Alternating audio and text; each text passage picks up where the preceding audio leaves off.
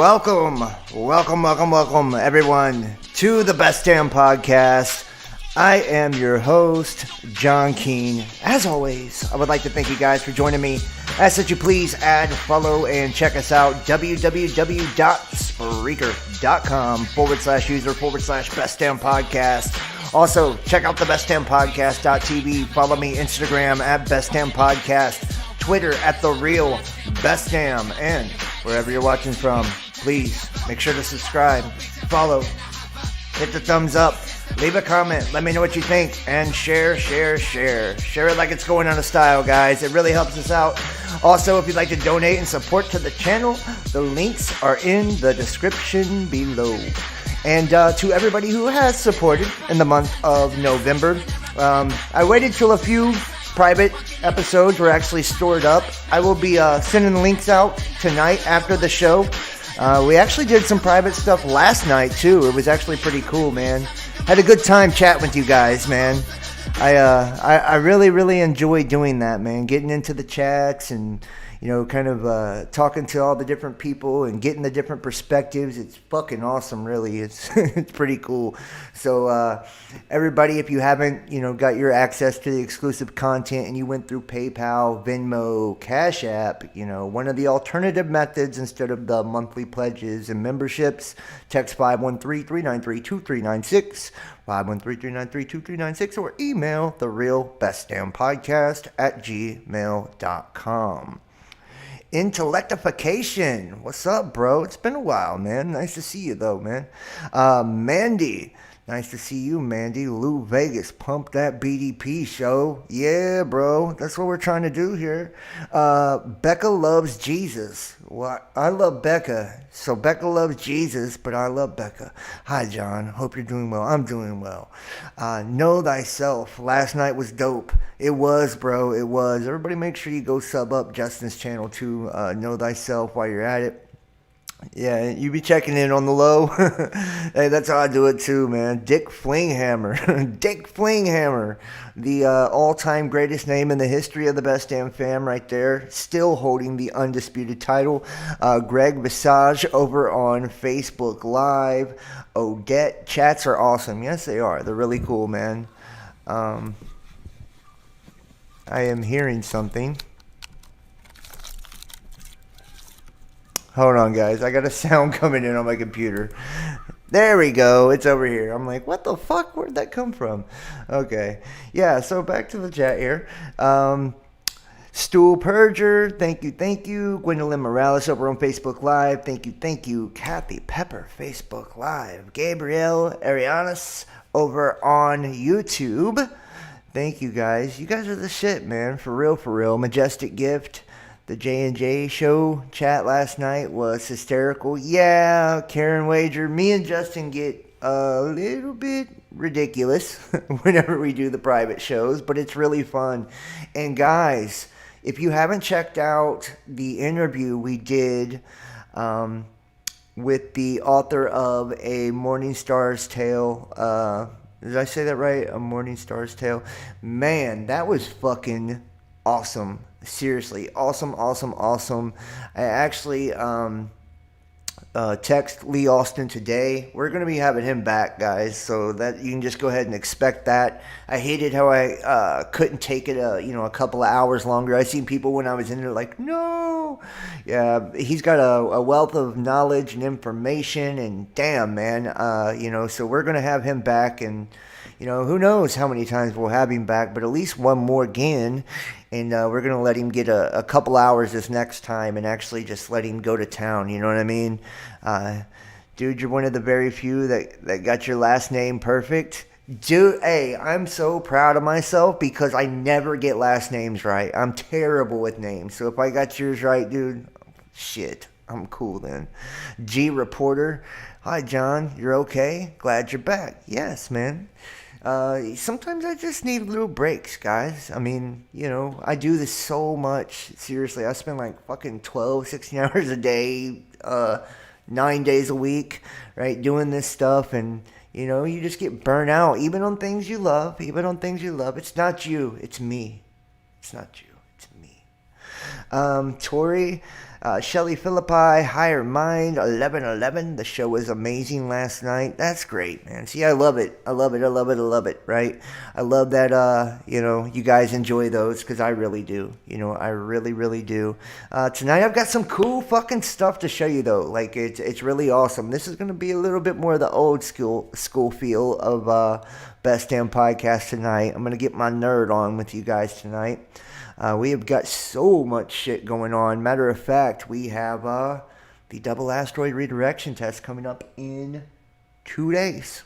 2 days, and it's really, they launched this bitch at in the morning of the 23rd, but it's the 24th, but in the morning of the 23rd, so we're going to see, like, where the fuck is Bruce Willis at, first off, is what I want to know. Where's Bruce Willis? Right? Like, is he going to be riding up there? Because this is what this is. This is like an Armageddon style, save the world, smash a tin can into a giant fucking planetary space rock that would disintegrate it into particles if we actually could go to space. And any of this was actually logical or true, but we're going to pretend like it is, and we're going to look at that tonight. We're going to look at what's going on with that. I've showed you guys the leaked images, the leaked photos of the alleged asteroids Didymos and Dimorphos, which one being a comet-like planetary-looking object, right? Huge,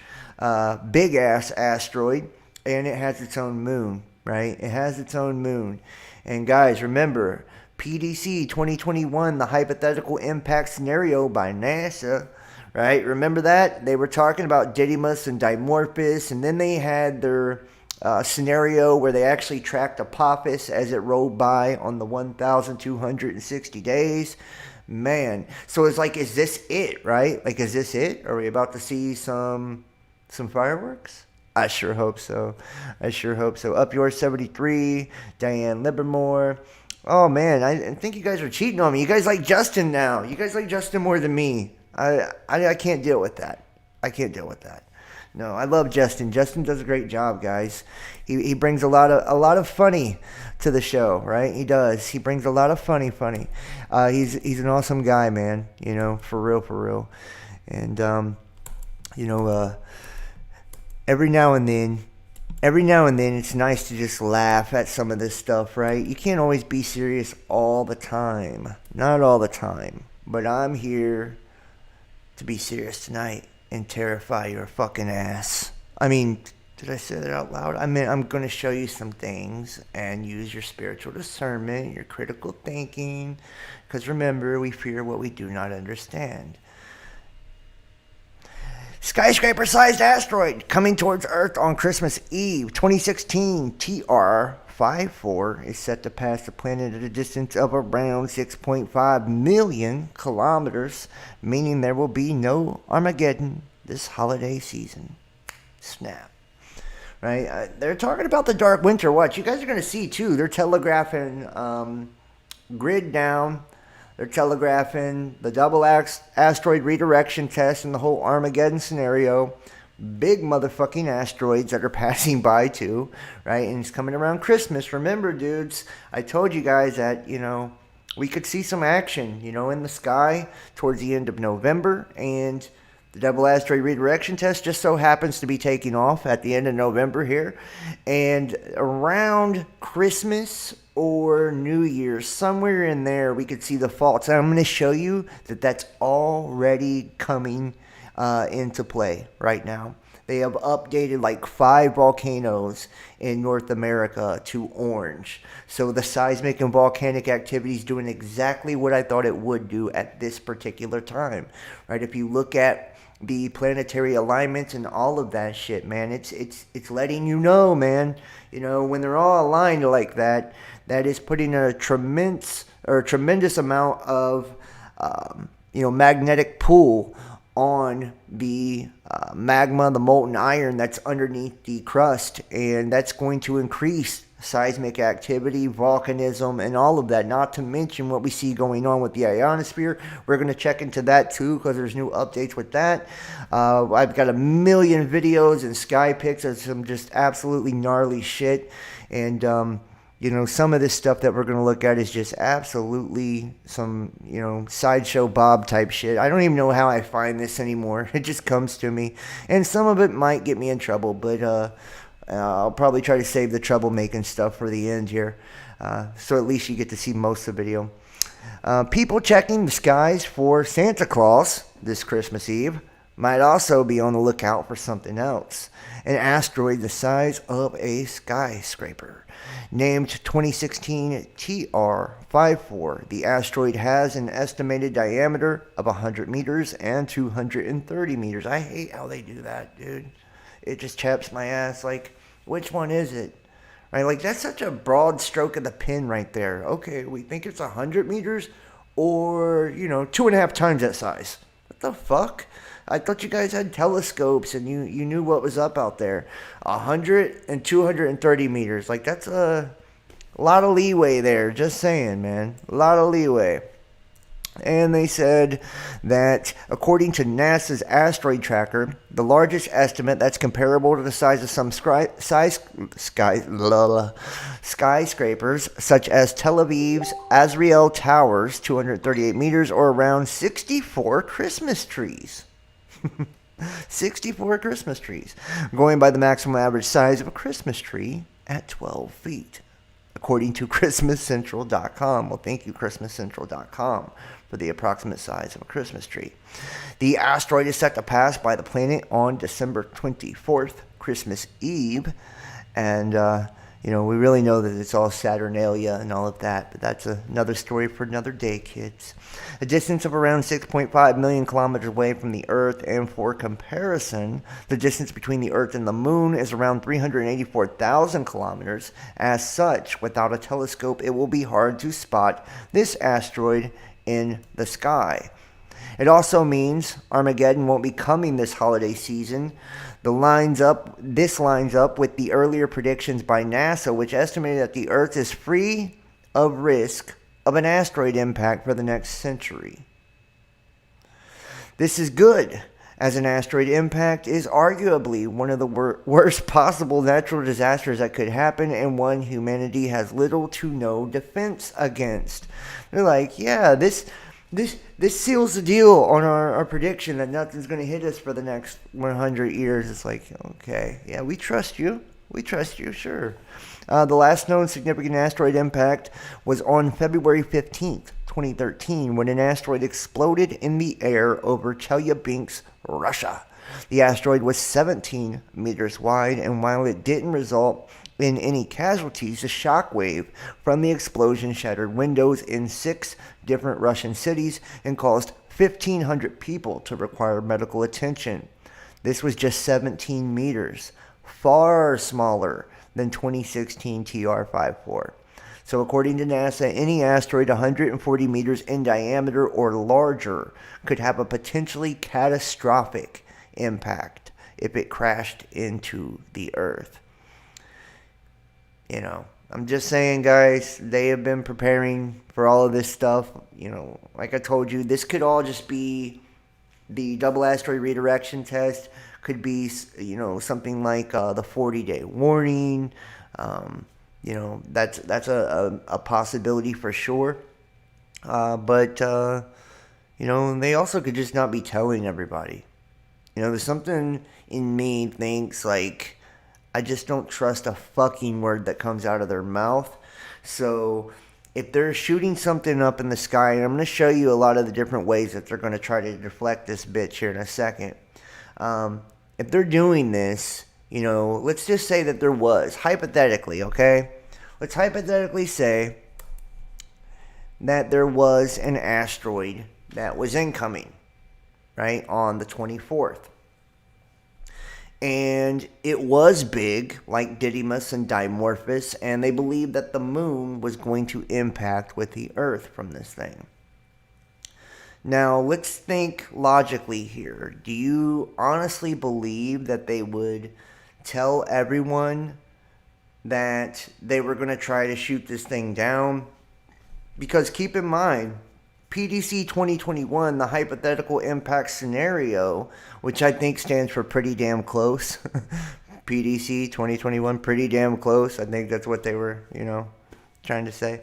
But anyways, if this thing is actually going to impact, and it's going to be catastrophic, killing 3 billion people, and we know that why, because the Bible talks about it kills a third of the world's population. So essentially that's around, 2.5, 3 billion people would die from this impact.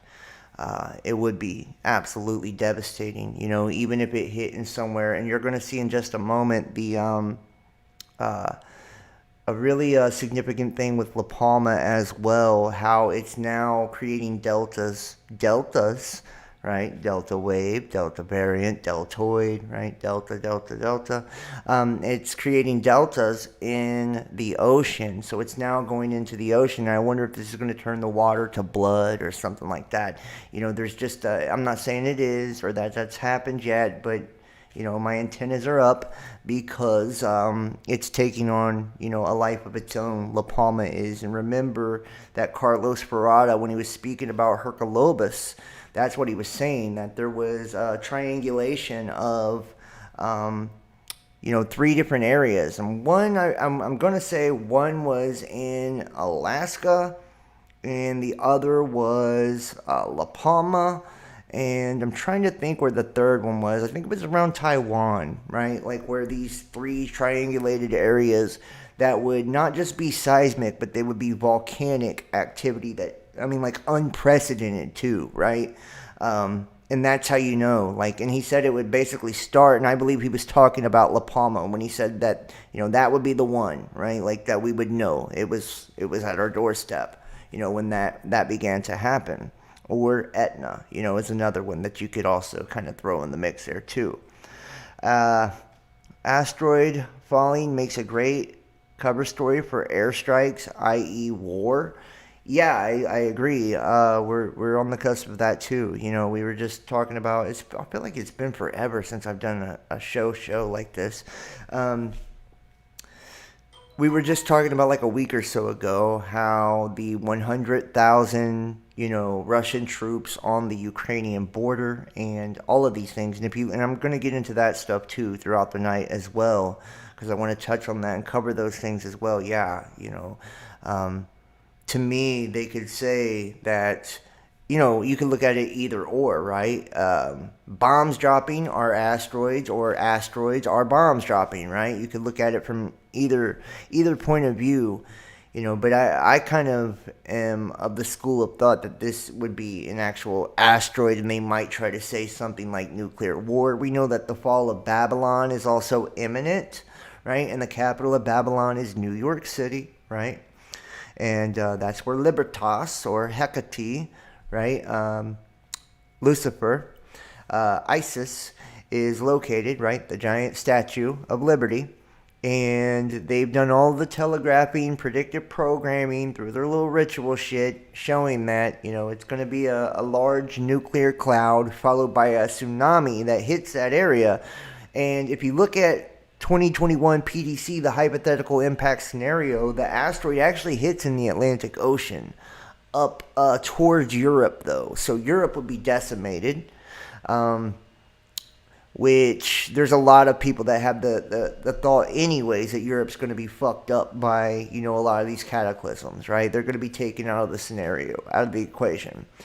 And that would, to me, even though it would eviscerate everybody basically in the area of Europe that it hit, that would actually, be a perfect storm, if you will, for, that cloud and that tsunami to hit, the East Coast as well as, New York City.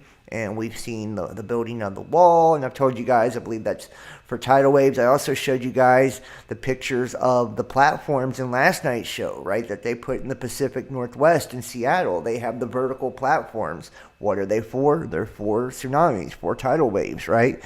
They're in preparation of these things. They already know that they're coming. You look at when they dumped the 126,000 gallons of crude oil off of the coast of Orange County in Cali, right? They brought in the Coast Guard, created like a, World War style blockade. Shortly after, what you have? Russia and China doing joint military drills in the Pacific Ocean. We've heard talk of China building a base in the Atlantic. I mean, there's a lot of things, man, that kind of point to, we're ready for some friction here. And we're now seeing the beginning of hyperinflation. We're seeing all of that start to kick off now. So, it doesn't take a genius, right? It doesn't take a genius. It's all in our faces. Yeah, it is. Hit the lizards. Yeah, hit the fucking lizards. Take them out of the equation for sure, yeah? One method for possibly stopping the impact of an asteroid is through the use of deflection, which would mean launching something to slightly alter an asteroid's path. The most prominent of these efforts is the Double Asteroid Redirection Test, or DART, and the results of the efforts of the Applied Physics Laboratory. And let's take a look here. Let's actually go into some of that as well and see. And this is what I mean. See, Chinese hypersonic weapon that alarmed top U.S. military leaders fired something off as it sped towards its target. Remember, hypersonic missiles behave like meteors, right? They can't be stopped by missile defense systems. A lot of times they're trying to make it look like they go around the earth and then they come down and hit their target. So, I mean, to me, they're making their excuse now for when something comes out of the sky and wipes us the fuck out, that it's going to be, they're going to say it was one of these things, I believe. My opinion, right? They're going to say it's something like this. And we've already seen that Biden has set up, don't know what happened here, that Biden has set up, the Chinese military through the UN to come for aid during a cataclysm or a disaster. And I mean, you can only fathom why that would be so, right? Matter of fact, if you guys are into it, I'll pull up the UN disarmament treaty tonight and actually go through some of that and show you guys what all that actually means, and show you that's been in place, I think, since 1961. Maybe longer, but they've had updates. I think 2018 was the last time. And it's not the Nuclear Proliferation Treaty. It's, where they can take our National Guard and convert them to UN peacekeepers, right? If our country was to collapse or, anything like that. We got out of control, essentially. The government did, right? Because we wield nuclear weapons. And then they would use our own National Guard, our UN peacekeepers, which China is the largest contributor to the UN peacekeepers. They would use them then to disarm American citizens, right? So Constitution would be null and void. It actually is right now. It stopped at 3:11 on 3:33 p.m., right? When Trump declared the national emergency in the Stafford Disaster Relief Act. Right, that's what brought in the Manpower Guidance Act for civil deployment, the National Emergency, Stafford Disaster, National Defense Resource Preparedness, all the other executive orders too. And we are also seeing, and we've seen other things too to show us that we are heading in this direction as well. Like the update to the list of communicable diseases, quarantinable communicable diseases by Biden, adding measles to that. We're now seeing a lot of different things because it talks about in the Colburn how people's skin would be mottled with sores. You look at Revelation 16 when the vials are pouring out. It says that those who did not have the seal of God on their forehead, that they would have, sores on their skin. And I think that this is a result of, the passing of a comet, or maybe, it actually impacting and, screwing up the air or the water or something. Something's going to be a result of that. And they're already talking about how toxic our water supply is now. Even in specific areas, India, Delhi, places like that, they're talking about how toxic the air is now. I mean, we've seen the blood raining down. We've seen all this shit, man. What's crazy is I'm probably not shocking you with any of this. You're so fucking used to it. And that's what I hate about this kind. I feel like I've almost been used to normalize cataclysm to you. And maybe that's why they've allowed me to exist for so long, right? So I could normalize Cataclysm to you so you wouldn't react when the time come. Remember, these northern Taurids that we're still dealing with and will be till the beginning of December here. This northern Taurid complex, every time, guys, every time. And there's nothing new under the sun, right? This shit cycles around and around and around. Not just Chelyabinsk, but Tunguska, World War I, right? Spanish flu, black flu, Comet Inky is always a part of that as well. And they even believe that, in Inky was part of the Nostradamus prophecy on the 1,260 days, right? Courtesy of Naughty Beaver. And then, courtesy of Best Damn Podcast, the Apophis asteroid 99942. These were all significant indicators of what time we're in, right? And we're there now. We're in that back half, the final 42 months, in my opinion. And this is the time of the beast, and we've already seen those first few horses ride out, right? The rider on the bow, white horse, UN, conquering and to conquer, red horse, Abraham Accord peace treaty, right? Taking peace from the earth. Butchering or sacrificing people, the George Floyd shit, rioting, all of it, right? And then we walk into, where we're at now, the Libra scales, to yoke into servitude through law or obligation, which is the mandates, and then, a day's pay being the cost of a meal, right? And that's the hyperinflation, which we are also in now, right? So, all of these things are happening, and then what's it followed by, right? The green horse, which means in the Greek to comply, compliance, capitulate, build back better, blah, blah, blah, 666, right? This is the green agenda, green passports, green, right? And you're seeing all of this around the world. So this is happening simultaneously because remember, when you look at something that's spiritual, it's not linear, man. We always want to take shit back to the physical and look at it through our linear perception, the linear construct of what we believe things are. But the truth is that, spirit permeates all things, man. Permeates all things, and it's multidimensional, multifaceted, and that it plays out in all frequencies, all realms, all levels, right? That's why you see it play out in the spiritual, the physical, the collective consciousness, and astrological, the topography of the world, right? Like everything. It plays out in every single layer.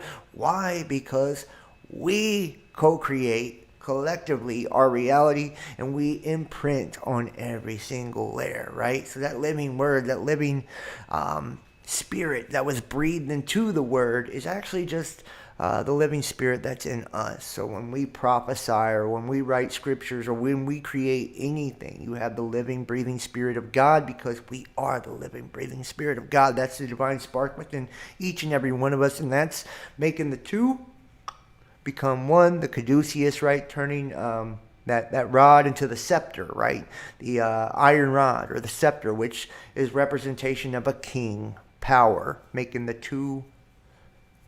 My Lucifer, you like my Baphomet, my Lucifer, my Sacred Heart Jesus, making the two become one, right?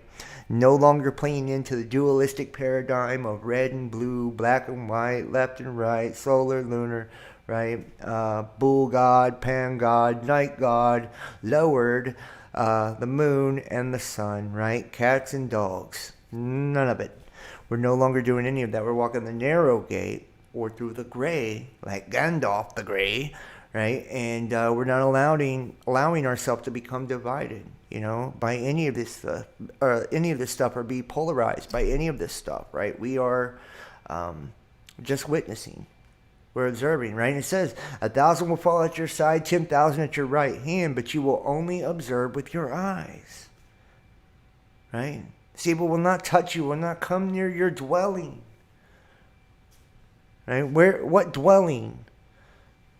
This dwelling. This is where the spirit dwells, right? It won't come near your dwelling. You're just here to observe, man. You are not allowing the game, so to speak. You're not playing the game.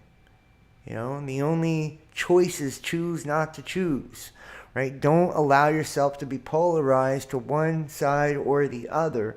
And don't allow yourself to be caught in any of the story that you're being fed. Because we now know because we live in this time and these things are being revealed as knowledge increases. We know that when we look at prophecies and scriptures and all of this, what they have blamed as acts of God in religious circles, theology, theosophy, even, philosophy in some cases, right? What they would blame on God, acts of God, through religion, we now know it's all manufactured. All of it. God has done none of these things. Not one. Not one. All the judgment you've been taught that, he's going to burn that ass with hellfire and brimstone, it's not true. It's not true. God hasn't busted a grape. It's been us. We've been bringing it on ourselves. We've been playing into it.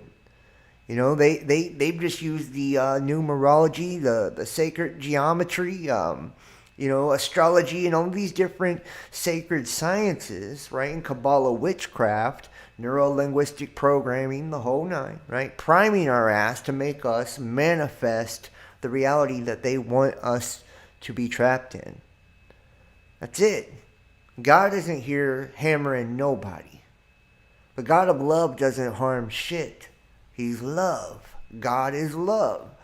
And the God of this world, Satan, who we call Satan, the adversary, the accuser, all he's really here to do is to act as a refining force, in my opinion. I no longer think Satan is like a bad guy, just to keep it real.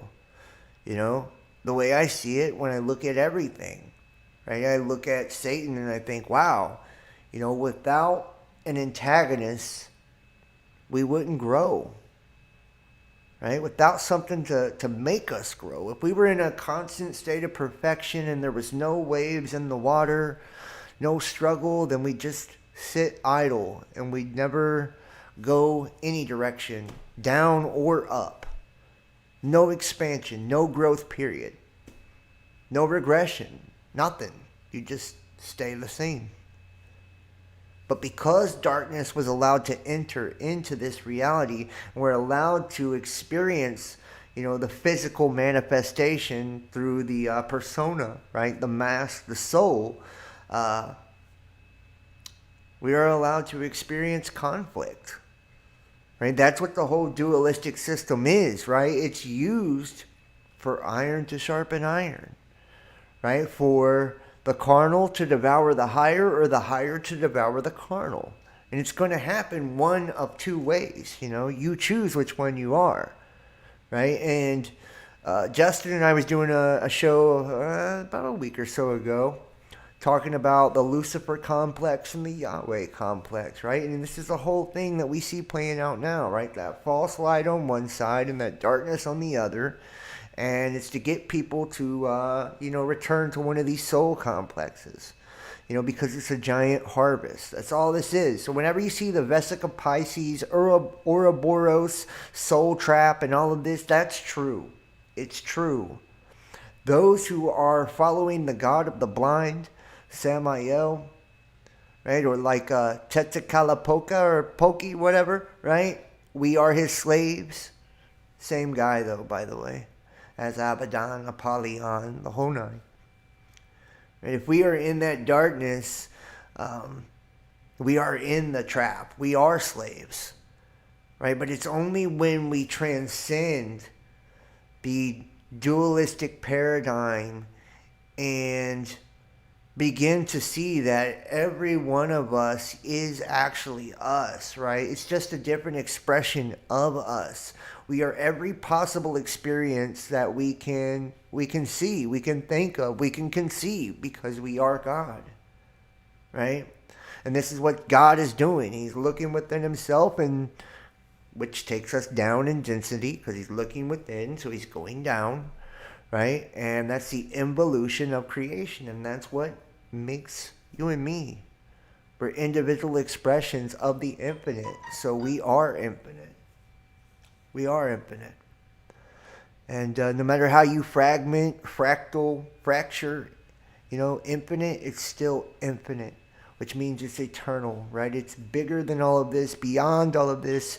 And most people have been deceived into giving that part of themselves over, or allowing that part of themselves to become consumed and devoured. And that's what all of this is to me, man. You know, catastrophism and all of it, when you look at the cycles of destruction, the god of death and rebirth, that is Kronos, that is Father Time, the Holy One, right?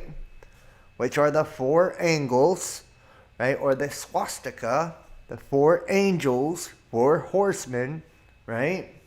North, south, east, west, the four cardinal directions, the four banners, the four ensigns. And these are the Tetragrammaton, or the name of God. It's just Satan, guys, the god of this world, right? And the different aspects of him that creates the illusion of division. The illusion of division. And people still don't see it, no matter how much we try to get them to open their fucking eyes. They still don't see it. I mean, look at what's going on right now. Look at what's going on right now. Black-eyed babies and shit. Black-eyed babies. Unnatural as fuck, by the way. Right? We were told in the Hopi prophecies that we would have kids with no souls and unnatural children and shit in this time. Nobody listened. We were told that in this time people would call good evil and evil good, that their whole understanding would be flipped upside down. Nobody listened. We were also told that they would talk about Babylon and how mighty its military was, how rich its country was, how great it was. And they wouldn't believe that it could be defeated. They wouldn't believe that it could fall. But it did. And it will. And that's where we're at now. That's where we're at now. Including the end times apostasy and the apostate church, right? The church of Laodicea that's lukewarm. They're neither hot or cold. So I will spew you out of my mouth. Right? And remember, all things exist within God. So if you're spewed out of God's mouth, you don't exist, man. And that's what hell actually means. The consuming flame. The consuming fire. To burn up. No more spirit. You know, you get one spirit. Period. Right? And we are spending it on all of the wrong things. You know, and we're not connecting to the source to recharge our batteries, so to speak. So by the time we've lived even a piece of our lives, we're just empty, hollowed out fucking vessels. We're shells of who we are created to be. There's no power in that. Right? So we're incapable of passion. We're incapable of love. We're incapable of fire. We're incapable of any of those things because we don't have the spark in us no more. It's a Faustian bargain. We compromise ourselves in our everyday life. We fall prey to the slave fucking system, right? 40 hours a week, 5 days a week, which I told you or showed you the speech by Biden about a week ago where he was talking about they're going from 40 hours and 5 days to 7 days and 24 hours a day. And we know why that's so, right? Because they're marked now. They're locked in. Right? So they're in total enslavement instead of just, mostly enslaved. Right? And you're giving your energy away. Money, currency is an energetic system. That's what it is. People can, say what they want about it. I don't really give a fuck what you think about it, to keep it real. It just is what it is. And we trade our life force for this money. This fiat paper bullshit. Because we want to keep up with the societal norms and present ourselves in a particular manner, a particular fashion to make people think that we're something we're not. We're trying to create a fucking false image to convince everyone else that we belong because we just want to belong. Well, I have news for you. You'll never belong. You'll never fit in. You're not supposed to. We're unique individuals created to be unique fucking individuals. Why are we so concerned about becoming carbon copies of everyone else? You know, that's why they do the shit with the participation trophies and all of that, right? Not creating winners and losers and all of that. They want everybody robotic and the same. They're trying to take the drive out of you to be great. That's why they destroyed nuclear family, man and woman. I mean, I could go on and fucking on about why they're doing what they're doing and how they're doing it.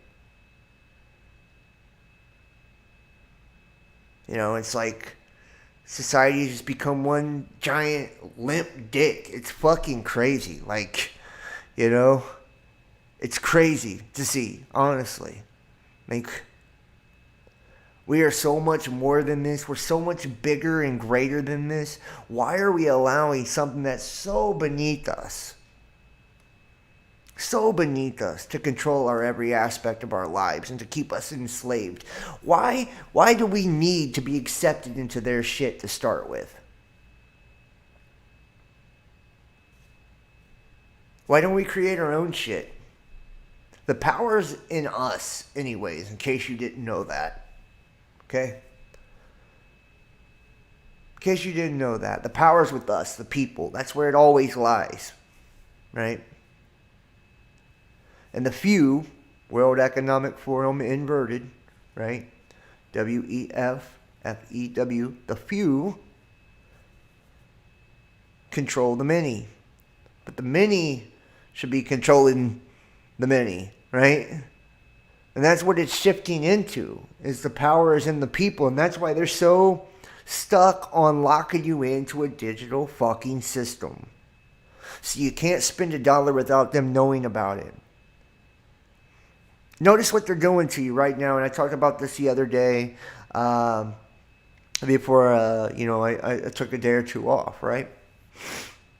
How I think, and this is my opinion, the reason they create these mandates and take people's jobs away and shit like that isn't always because of money, right? It isn't always because of money. I think it's deeper than that, a lot of things, you know. Yeah, some of it is you got a fucking mortgage payment, you know, screaming baby mama and whatever else you got going on in your life, and you got to come up with some bread to take care of all that. I get it, right? But you could probably find other jobs or a job or something, you know. But we identify with what we do so goddamn much. So much that we allow our work, our job, to dictate who we are. The labels that we wear dictate who the fuck we are. Right? So instead of letting our work be a production, right? You're producing something, be a production of you. You become a production or a byproduct of your work. And you say, well, I've been a nurse 10, 20 years, so what will I do if I'm not a nurse? Who am I? Because you allowed your slave label to become who you are. And now you don't know who the fuck you are if they don't tell you who you are. That's why you capitulated. Most people didn't do it because of money, I'm telling you. It was completely psychological. We need a sense of belonging.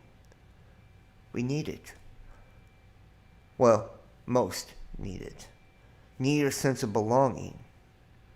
Right? They need to feel like they have their status, their elevation, you know, wherever they feel comfortable within the system.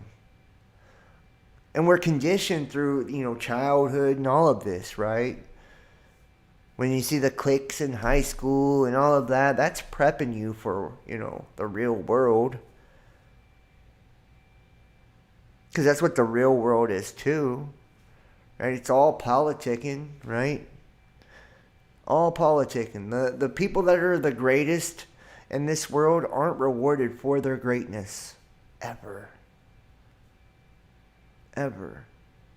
Because greatness can't be bottled up and contained. Can't be mastered. Can't be manipulated by an outside force. Because greatness resides within the individual. Right? So if you're exuding greatness, if you are great, and you understand how great you are, well, I can tell you right now, you're walking in an uphill battle, dude. Right? The world wants to tell you how great you are.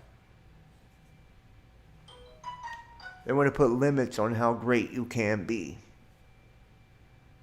They prop us up with all the propaganda and shit and show us like, oh, look at Joe Blow who won the lottery, or look at this guy, he came out the mud, and now look, he's a political, guru, and he's making tons of money. But it's only to sell you a horseshit dream. The American dream, right? It's a dream, it's a fairy tale, it's a lie. They're selling that to you. Just like the illusion of freedom. Whenever anybody starts spitting Constitution at me and shit's like, okay, yeah, I get it. Founding Fathers, 1776, pretty dope, pretty cool, right? That was under a Luciferian principle, but I digress, right? The liberty and all of that. But even that, accepting a constitution in itself is saying that these people, this system of power, has the right to tell you what you can or can't do, that they can divvy out freedoms and take them away from you and delegate to you in that manner. And that's why you're in the situation you're in now, or we are in the situation we're in now. If they can give you a freedom or give you a right, right? A right as in like a ritual, right? If they can give that to you, then they can take that from you. So by your silence, which is consent, by your silence, you have allowed them to give you these rights. And now, well, because you accepted their system, right? You've accepted the monopoly they have on the entire life cycle of the world and said, okay, I can't beat them, I might as well join them. Now they're taking them all. And they're putting the fucking squeeze on you and making you do things you don't want to do. Making you do things that you know are detrimental not only to your own future, your health, your children, your family, the people you love, the people you care for. All because you bought into a fucking idea. A dream. People can call me an anarchist, a nihilist. I don't give a fuck what you think, honestly. We don't need nobody to tell us how to behave. We're adults. These are the people who put the guns in our hands to start with, who put the drugs on our streets to start with. What the fuck are you talking about?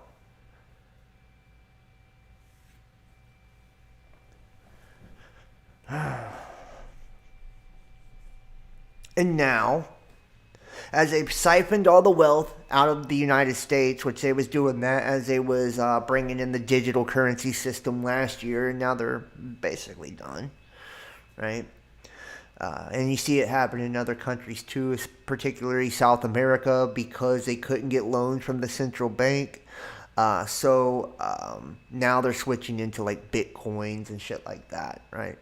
That's why they're doing that, by the way. So they don't collapse. There's about to be a domino effect of collapse like you've never seen in your fucking life. Seriously. It's right around the bend. And that's what makes me think that we're right around the bend is also some type of catastrophic situation, because that would break the fucking back of the system. And that's what they need to happen. The back to break of the system. Right now they can do the quantitative easing. They can, put the paddles on that bitch and keep it going a little bit by injecting things a little at a time, right? But you've already seen how they've systematically fucked you over, right? With the crude oil and all that, getting a hold of the energy and federalizing, militarizing all of that, the energy of the world, the fresh water of the world, agriculture, right? Crops. Federal government demanding that private owners either cut it down, right? Or they won't pay them, and they'll have to pay their taxes on it. And if they don't cut it down, they'll come by and Agent Orange that shit for them. That ought to be good. I'm sure you'll be able to grow some really great crops if you had Agent Orange dropped on your shit. Even years later, it'd still be screwed up. But it was all the private owners, right? And why Bill Gates is the biggest farmer, in America now. Why? Right? Because just like I was telling you about what they was doing in Mexico with the tomato and the technology that we're not allowed to speak about because we don't have free speech, and you're not free and you never were. But the technology we're not allowed to speak about is basically just like that, but in food now. So they got to get rid of all the private owners, right? Because they're federalizing everything. That's why when you were seeing all of the stimulus money and all of that, it was supposed to go to small businesses, even when Trump was in office. And don't fucking tell me it didn't happen. It was going to the Los Angeles Lakers and shit like that. Right? They're trying to collapse private business. This is socialism. That's what they're doing. Right? Federalizing production, commandeering companies all together.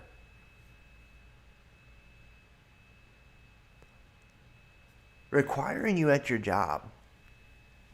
Which, by the way, doesn't matter what your religion is. There's no freedom of religion either. Right? You just thought there was because they told you that you had it once again. So you allowed them to tell you that that was a right they could give you or take from you.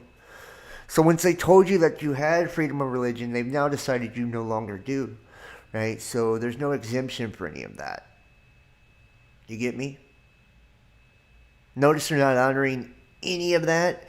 But at the same time, the federal government, there's supposed to be a separation of state and religion and all of this. Yet, the federal government has 6 questions. 6.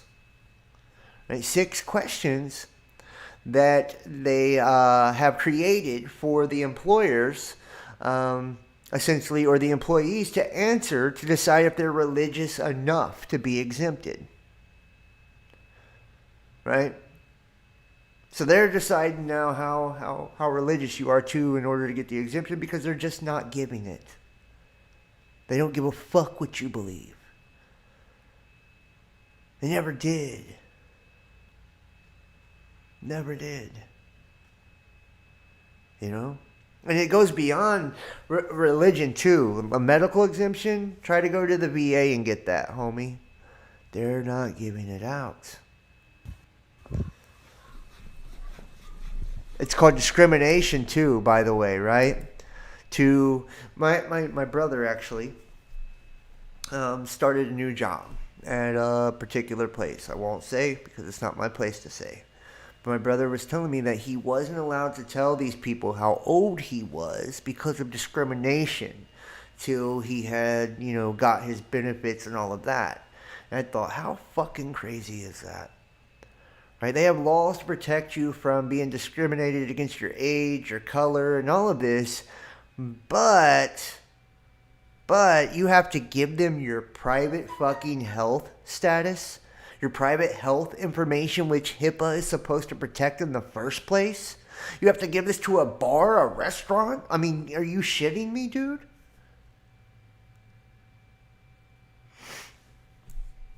People ain't going to wake up from this either, by the way. Not going to happen. Not going to happen. They're under the Delta, dude. They're sleeping. They are sleeping. They're not coming back. Not coming back. That's why they have stuff like this. Let's get into it.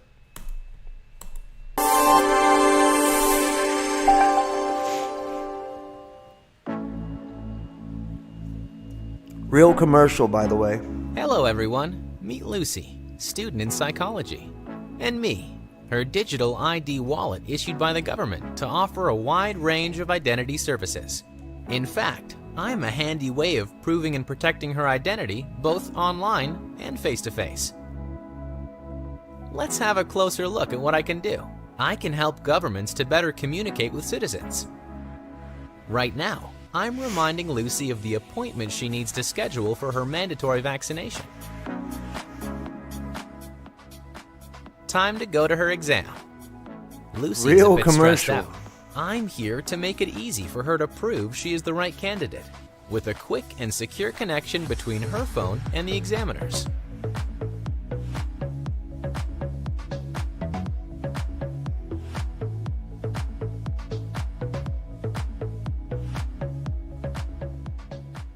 Exam passed successfully. Quick stop at the doctor's before celebrating, and no time to lose. On the way, Lucy uses me to declare her passport lost. She needs it for her upcoming road trip. No issue. She can request an emergency digital passport without having to go to the authority office. I make official admin a lot smoother. And that's not all. I can also help Lucy request a birth certificate, pay her taxes, or prove who she is when onboarding to new services, such as opening a bank account. I allow Lucy to certify her healthcare coverage entitlement. She's able to decide whether to authorize the doctor to access her medical records or not, ensuring her control over her personal data. Lucy needs one more thing before being all set for her trip to Australia: renting a car. I help her share her driver's license credentials online, so that she doesn't have to wait hours in a queue to collect the car when she gets to Brisbane. Yeah, how The convenient, rental company Lucy. benefits from Lucy. secure and accurate information, and Lucy from a smooth experience. Lucy's friends are waiting for her inside the bar. To allow her to get in, I simply generate a QR code that proves Lucy is old enough, so she doesn't have to share all her ID details with the bar staff. So yes, I'm Lucy's best companion. I protect her identity and official credentials wherever she goes. I provide secured access to public and private services and allow her to have full control over her data privacy. In other words, I give the right access to the right data to the right person. I am also trusted by governments to best support countries' digital transformation, fight against ID fraud, and deliver smooth public services. And by the way, a QR code, Q17, R18, you drop the ones, right? 7, 8, 15, the Masonic black cube, 1 and 5, 6, right? So your 6 code is what they should call it. Is what they should call it. And look at this. This is absolutely bonkers right here. But, you know, I'm sure nobody's impressed anymore. Right? They show, I don't get it either. Nobody else is showing this kind of stuff, but yet at the same time, like, people totally disengage from channels like this anymore. I don't like, it's just, I can't wrap my head around it anymore. Can't wrap my head around it anymore. Like I said, they're sleeping. Houston Health Department. Houston Health Department. Got 1302, 03, and 04, right? Yeah, no answer. Houston Health Department. Houston Health Department. Everybody hit that thumbs up in the chat too. Oh. I'm an answer with the Houston Health Department. How you doing today? What? Houston Health Department. We go around the community informing everyone they can get their vaccine for the coronavirus. Have you been vaccinated? Oh man, how about that? How about that? I can't play all that, but you see what they're doing, don't you? You know, pretty interesting, right? Pretty interesting. Or what they're doing with the little guys. Oh, does Rosita have a boo-boo? Oh, no, Amita, this is from my COVID, but my mommy and my papi took me to get it this morning. Mm-hmm. Oh, Rosita, that's great. Getting the COVID way to stay healthy. See, my mommy and my papi said that it will help keep me, my friends, my neighbors, my abuela, all healthy.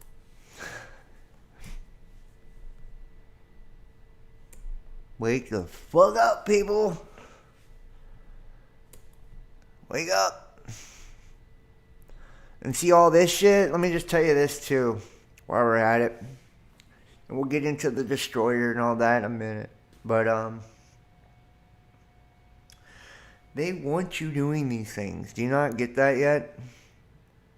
Wait, look, I promise you, if protesting and all of that had a real effect, I would be out there doing it. You know, I'm a pure blood fucking activist, straight up. But I know what this is. That's why I don't participate in this shit. I know what this is. Order out of chaos. They know that when you finally figure it out, you are going to go ham on their asses. So, right, problem, reaction, solution comes into play. They manufacture the problem, anticipate the reaction, and bring you the solution, right? Stricter laws, and you know how it goes, right?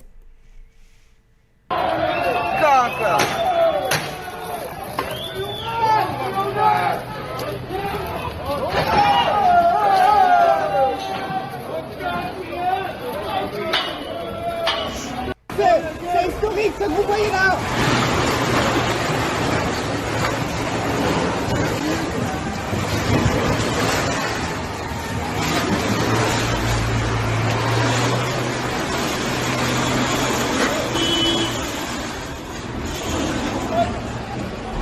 C'est historique. It's not just in Rotterdam and Brussels. More than one place. Here's another one from Brussels, by the way.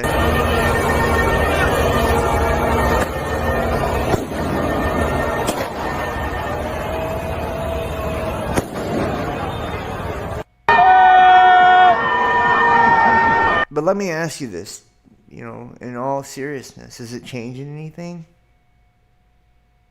Have they stopped anything as a result of the chaos and the violence? They have not. They have not. Just more people die this way. That's it.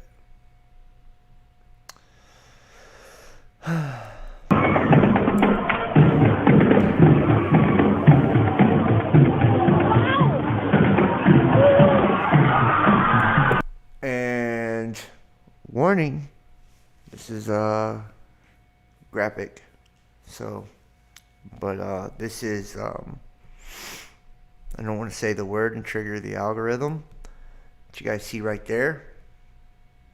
You guys have seen this in the news,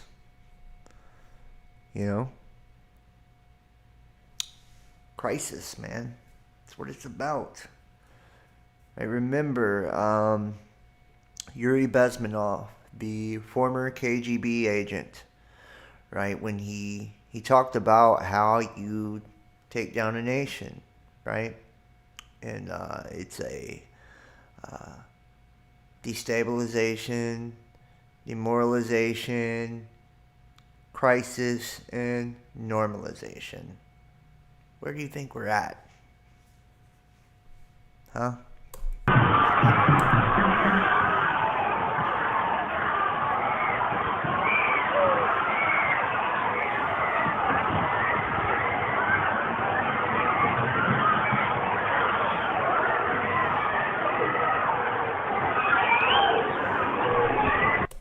That should be disturbing as fuck to people.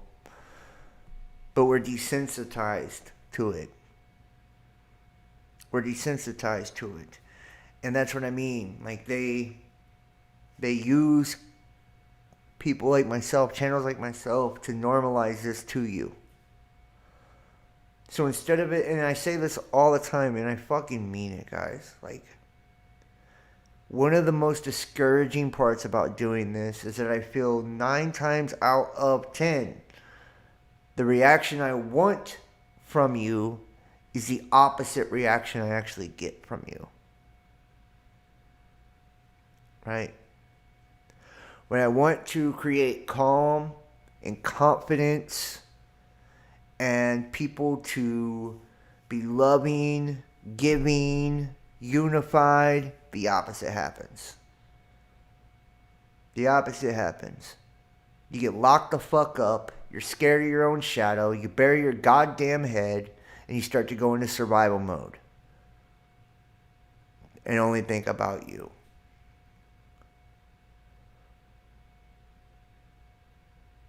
Or when I want to show you something because I want to show you how fucked up it all is. And that neither side can win. There is no winner. There is no side. You point your goddamn finger at the other side that don't even exist and blame someone else. Or you absorb all the death and the destruction, and it doesn't even make you fucking blink. Like it don't even register. There's no reaction. There's nothing.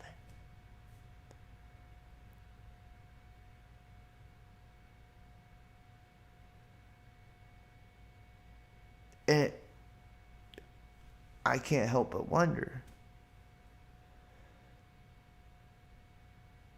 what's inside of a person when there's nothing with that kind of stuff?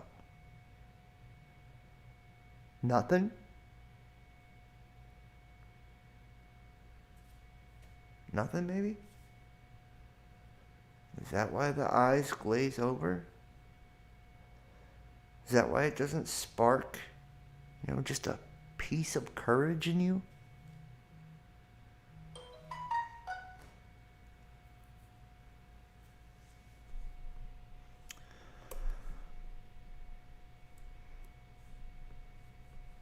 I mean, they're not playing games here, man.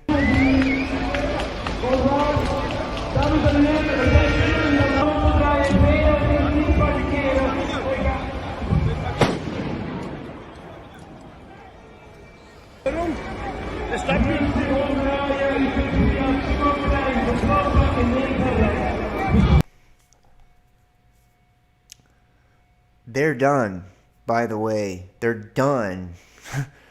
They're done. They're done. They're done. They're done. They're done. Checkmate. Checkmate. And I think that is probably the most discouraging thing, in my opinion.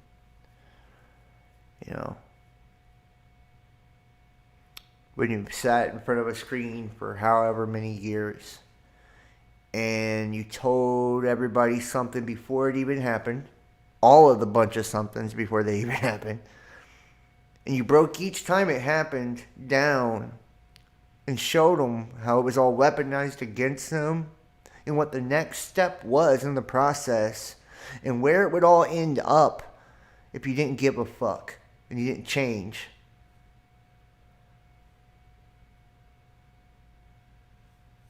And you thought it was entertainment. You kidding me? Fuck you. It's not entertainment. This is entertainment, right?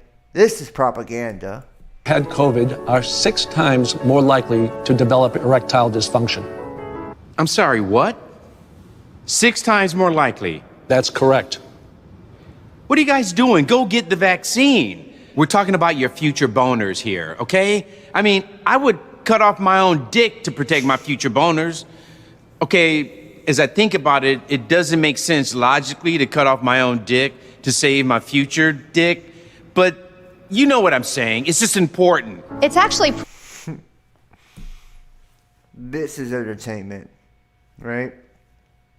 And people confuse it, and that's why, I've spun the graphics and the music and all of that because, I know nobody's even going to watch, nobody's even going to respond if you don't make it look like the brainwashing too. at least.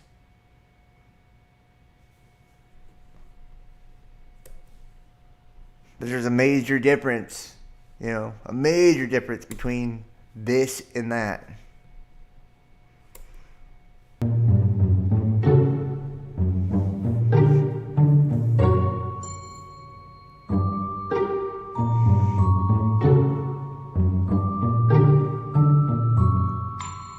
Amazing tech right here, by the way.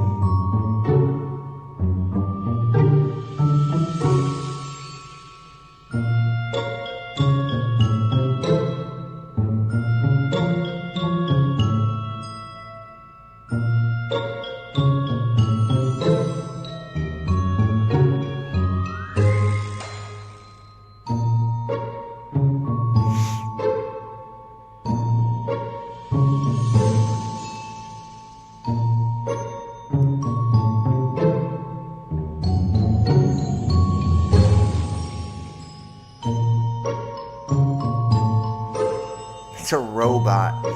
It's crazy.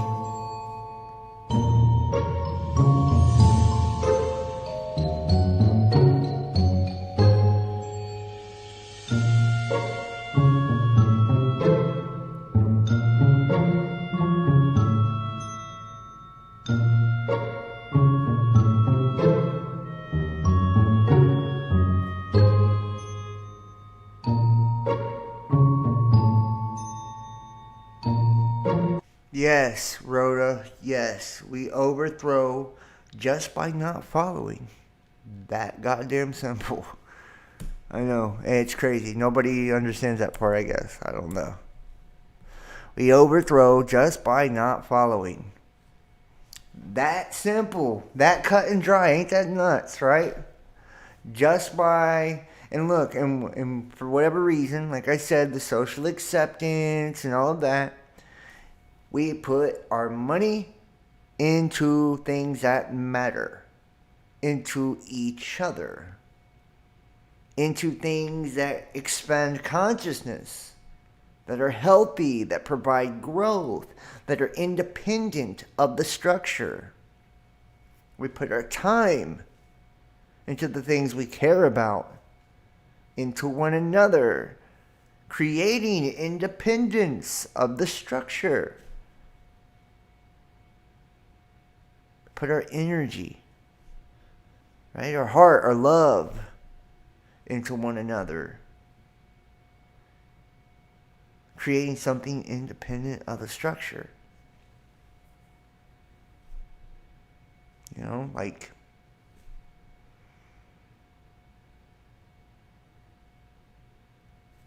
It's so easy. I swear to you, it's so easy. The answer's right in front of your face. It's right here already. And we say, what are we gonna do? It's so fucking simple. It's insane. Just don't participate. Don't pay into it. Don't buy into it. That simple.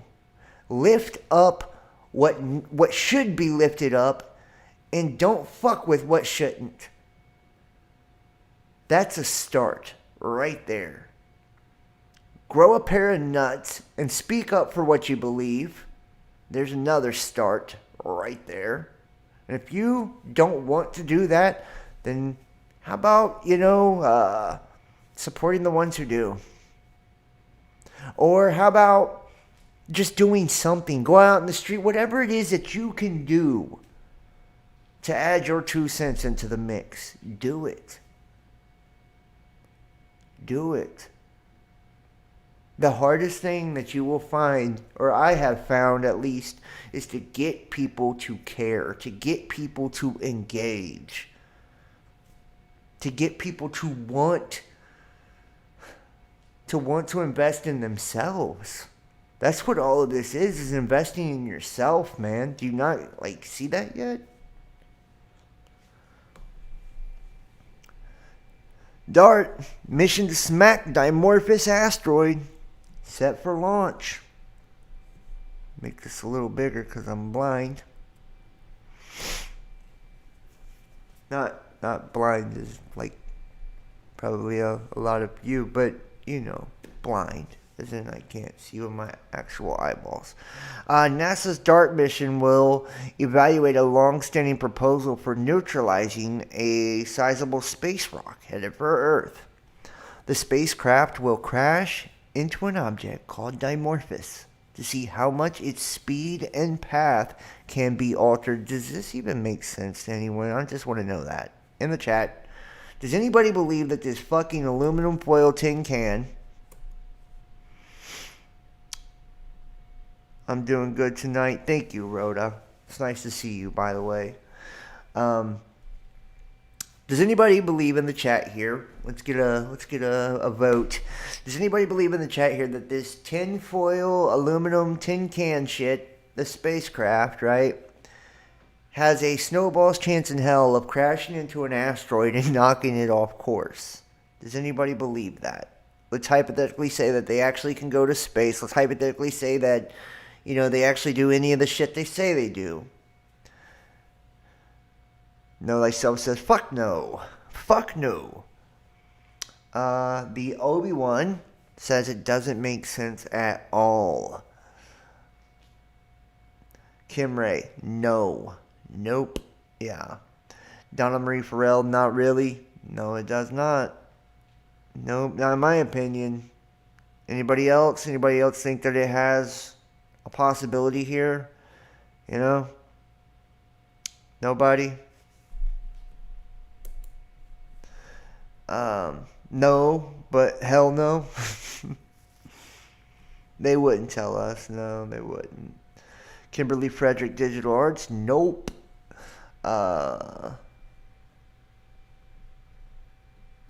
Waste of money. Yeah, says Stool Perjurer. Wild Man, no. Nope. Yeah, I know it is a waste of money. It's your money, though, is the thing.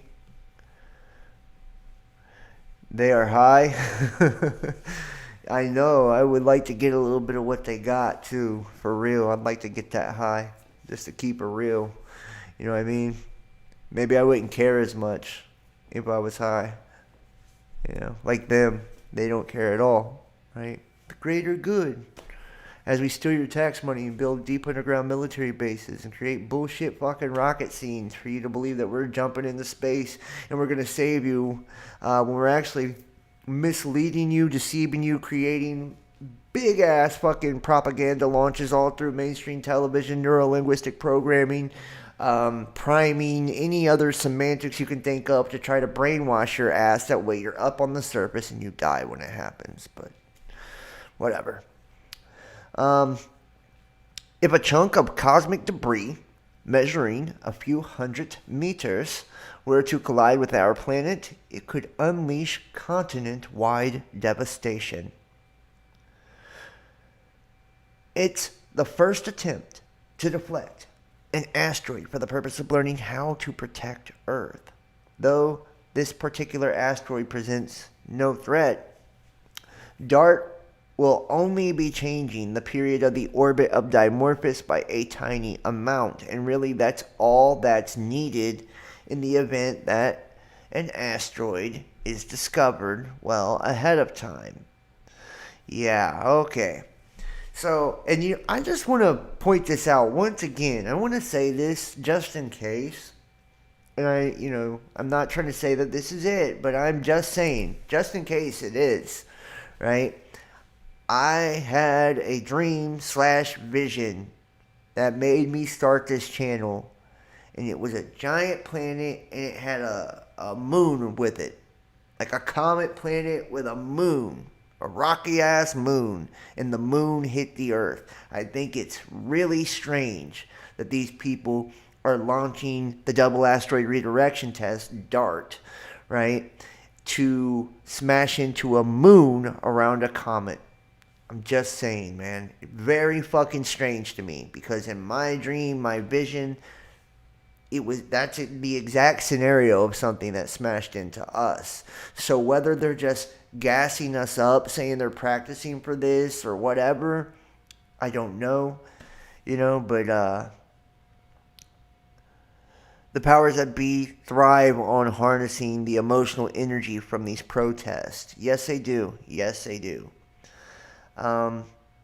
Space travel is done in Hollywood sets. All a show for our entertainment. Yep.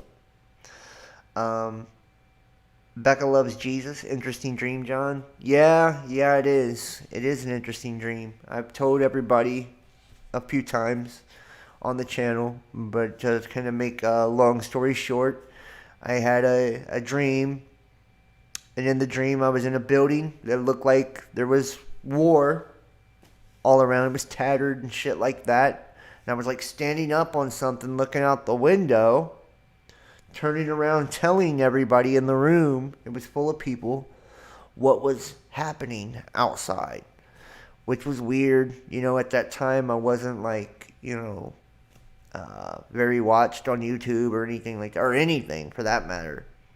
And I was turning around telling everybody what was happening. And then all of a sudden in the dream, the sky turned blood red and everybody in the room turned demonic. Their eyes turned black when the sky turned blood red. And I've talked about how I believe the Hydra Vulgaris and this whole hive mind shit that we're seeing now through all of that is not on a 5th generation technology, but I believe it is to receive the frequency of the Destroyer, the Dark Star. I shit you not. I believe it with my whole heart and soul. And we'll see. Time will tell if I'm right. But I'm just telling you, I do think that that's what they're being set up to receive, right? And when I came out of the building, which I felt that everyone turned demonic before I even turned around. I could feel it first. And when I came out, I walked under a giant arch, right? And to the left, like looking left on the horizon, I could see fireballs raining down on the other side of the earth. And as my vision scanned, I seen a giant brown moon that had already hit the earth by the time I had, got out there. And I could see pieces of the earth floating into space in slow motion because, it's space. And then after that impact, I seen like the red comet looking thing in the distance. And the next thing I knew, it just popped up from underneath us. And it didn't look the same up close as it did far away. It was a giant Jupiter looking planet, and it was, red and striped. And it covered 2/3 of the sky.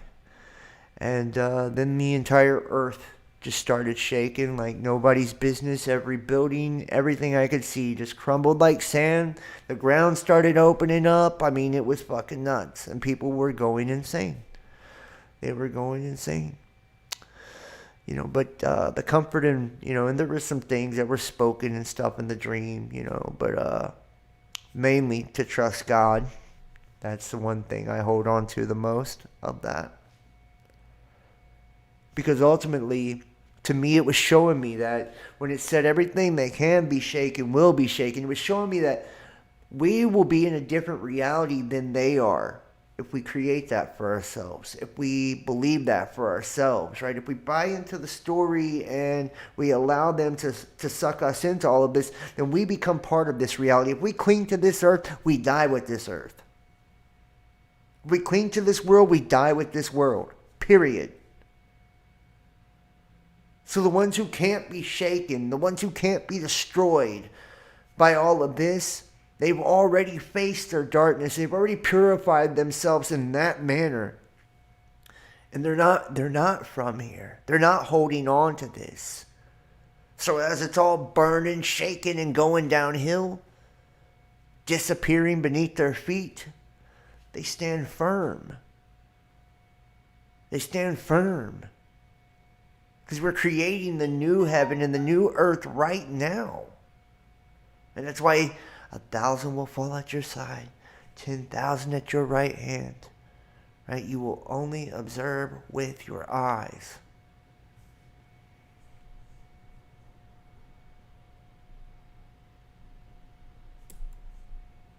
Solar storm warning. Flares are heading towards the earth. Could it take down communication lines worldwide? Well, that's great. Experts have predicted a probable solar storm this weekend due to the advent of flood of solar winds. NASA's Dynamic Observatory, sun's corona, which shows a big coronal hole in the sun's outer atmosphere. A rush of gaseous material from the hole is expected to reach the Earth between Saturday and Sunday, blah, blah, blah. And it says that it's becoming increasingly important, and it'll continue to grow and better understand the sun's physical causes, that these ejections may discharge bursts of high radiation, high-speed electrons and protons, and other extremely energetic particles from the sun, which are occasionally targeted towards Earth. And they can damage satellites in orbit, interrupt GPS, and pose serious health concerns to individuals traveling at high altitudes on Earth and astronauts in space. And you wonder why, fucking planes are crashing and shit like that. Or why the swelling of the lower atmosphere, right? And the Colburn talking about how the heavens would touch the land, right? The earth. Here's how the National Guard is combating the labor crisis. Well, thank God for that, right? They create the crisis and then put the National Guard in place because they're trying to slow walk you into martial law, which you're basically in already. You're in a soft martial law, a soft medical martial law right now.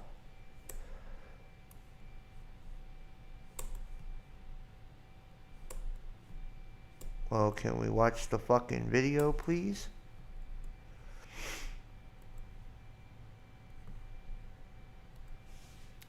But that's why they have done this with the energy crisis and the oil and all of that. So, and we already seen that too. How in the UK, after the fuel shortage happened, guess who was disseminating the fuel? The military, right? They're doing this with everything. Who's taking over in the hospitals with everybody quitting, right? FEMA. This is the plan. Trust the plan. Labor shortage. Supply chains are also facing slowdowns all around the country. Vaccine mandates have left some employers with no other option than to fire workers who refuse to get vaccinated against COVID-19, leaving even more open positions. Not to mention the virus itself, which has killed an estimated 750,000 people in the US alone. We have to recognize that one of the reasons why some folks are hesitant to go back to work is because they're afraid. They're afraid about catching the virus. A hot job market is also adding to the pressure, especially for critical in-person jobs in healthcare, policing, and education. Some states have turned to the National Guard to fill in the gaps. A sight most parents likely never thought they'd see. The Massachusetts National... Look at that. School district nationwide faces bus shortage. National Guard driving little Johnny to school. National Guard driving transport vans to get kids to school. A sign of how dire the worker shortage in the education system continues to be. And nobody's putting two and two together that they created the mandates to A, either get you to capitulate, or B, and there's usually multi-purposes, multiple reasons. A, to get people to capitulate, force them into capitulation or lose their job, their income, right, their financial status, or their identity, because you're either a bus driver, teacher, doctor, right? You get me? Or the other, option is to bring in the National Guard to do everything, right?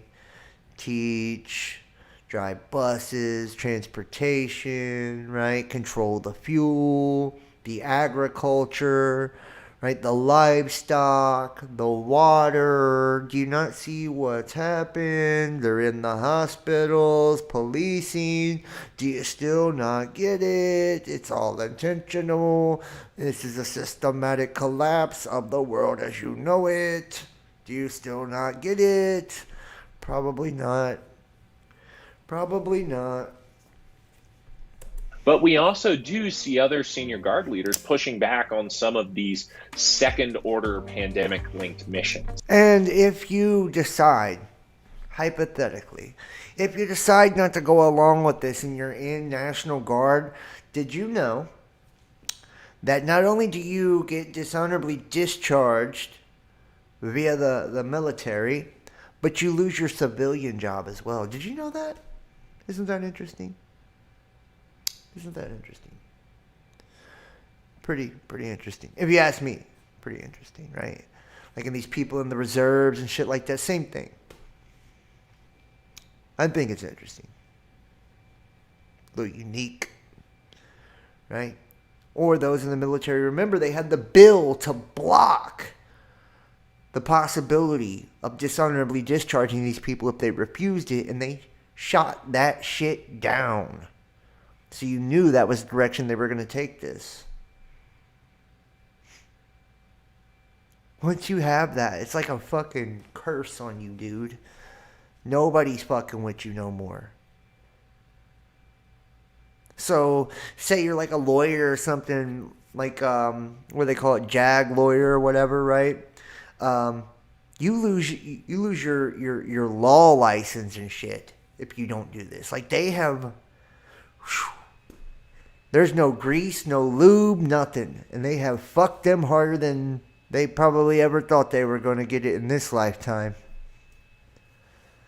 And then they blame it on them for not going along with it, right? Yeah, how cute that is. Like they did with the airports and shit in the airlines, remember? They were blaming all of the fact that nobody could fly and shit because, all these pilots and shit were stepping down and all of that. Remember? They wasn't blaming it on the actual problem, but the result of what they did, right? They were saying like they were trying to create a transportation, jam basically, or a shortage, right, in the airlines. What? Or they're trying to create staffing shortages in the medical field. Say what? Are you kidding me? They're trying to create shortages in policing. Huh? Well, they gave you the religious exemptions. You told them to get fucked. You wouldn't give them an outlet to get a medical one. Matter of fact, there was a guy that had a medical exemption. He had a heart problem. I was watching this the other day. One of the senators was actually speaking about this, and he said that his doctor recommended no. I recommended no. Don't do that. Don't go get it. So he brought it to his job, which was inside of the federal government, actually. And dig this. They gave him 2 pieces of paper. One saying that he would consent to do it. And the other that was saying that if he did consent to do it, that they wouldn't be held liable or responsible if he died as a result. Great shit, ain't it? 25,900 National Guard personnel are currently supporting domestic operations. The federal government has also reportedly looked at how the National Guard could be used to alleviate the supply chain crunch across the nation, something that not... Which they created also, remember? How we were showing the videos when they sent out the federal letters to the farmers, telling them to burn their crops, or when they were making up all the bullshit about the livestock, saying it was diseased and there were shortages in the slaughterhouses and they needed to call them down, and now meat prices are rising. Or, how they were dumping out the crude oil on the dirt roads, and then conveniently 126,000 gallons dumped off the West Coast. Remember all of those things? And they got to bring in the Coast Guard, which is also part of the whole circumventing the posse comitatus, which doesn't allow for our military to come against us domestically. So they use the Coast Guard, National Guard, Space Force, the reserves, all of those things. Right, so as they did that, they also told all the shipping people to just sit there. Remember? Does anybody remember? Or are we all goldfish now? Not all observers think will help. They might do a little bit around the edges, but it's not gonna solve the issue. Is it a smart move for the economy to use the military as a stopgap to buy time for a long-term solution?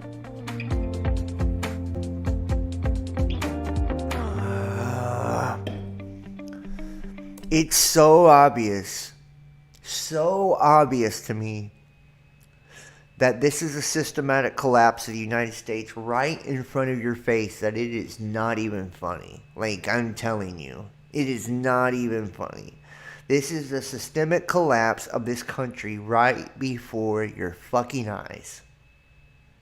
They're taking it out piece by piece, part by part. And why are they putting the National Guard? Use that brain of yours. Why are they putting that fucking National Guard there? Because what I said, the UN Disarmament Treaty, which we'll get into in just a minute. I'm going to break it out on you and show you what I'm talking about. This is how they do it. They can convert National Guard into UN peacekeepers. This is for a UN takeover. This is for a UN takeover. If you don't think that, that's okay. You'll see. Employers in the U.S. are experiencing unprecedented labor shortage. Supply chains are facing slowdowns. Politicians are looking at every opportunity to keep the economy moving, and more options is the U.S. military. The National Guard has filled the gaps to help with testing, healthcare, distribution of personal protective equipment. Some states, such as Massachusetts, have used the Guard to help with bus driving for schools. And states such as Texas have been deploying the soldiers to border to help with immigration enforcement. We also do see other senior Guard leaders pushing back on some of those second-order linked missions that are coming up. You know, like, you better wake the fuck up, man. USGS. 4 U.S. volcanoes at orange watch status. I'm telling you guys, watch it. Major fault in the United States is going to give. It's coming very fucking soon to a theater near you. It's called, the movie's titled You're Fucked, I think. Starring you. Starring you. Alright, let me make this a little bit bigger. The USGS continues to monitor volcanoes around the United States today. 4 of them are elevated to orange watch status due to the activity of each. The 4 volcanoes showing signs of unrest or activity are Kilauea on the Big Island of Hawaii, the Great Stickeen Volcano, Pavlov, and Semipokno in Alaska. All the other USGS is monitoring is green. Alright, and the exception for Hawaii's Mauna Loa, which is at yellow advisory. Just take a look, man. Do you see where that's at, by the way? See what I'm saying? That is the energy traveling right here, guys. That's where it's traveling. This little pyramid with the eye in it. How about that? Right up into Alaska. The energy travels down, right, through Canada into the subduction zone here, Juan de Fuca Plate into San Andreas, right over here into New Mexico, Nevada, up into Yellowstone, around the Craton, back down up into New Madrid, and then into the northeast, right? Marine Corps' compliance with the mandate on course to be the military's worst. Of course it is. Why? Because they're basically the badasses of the military, right? They protect the Navy and all kinds of shit. So of course it is, right? This is all... You guys remember the video I showed you with the Chinese Communist Party member, and they were talking about that they didn't need to strike us. That they just had to wait till they got all the military with this. And our military be so weak. Everybody that was worth a fuck would quit and be dishonorably discharged. And everybody was left to be sick and weak and die. And they'd just get, run over. And you wonder why Babylon gets mowed down, right? And the men lose their nerve and all of this. I wonder why. I can't even believe people don't see what they're doing by putting this here. If you can't figure it out, dude, you're a fucking idiot at this point. And I hate to call people names, but seriously, man, you are fucking brain dead.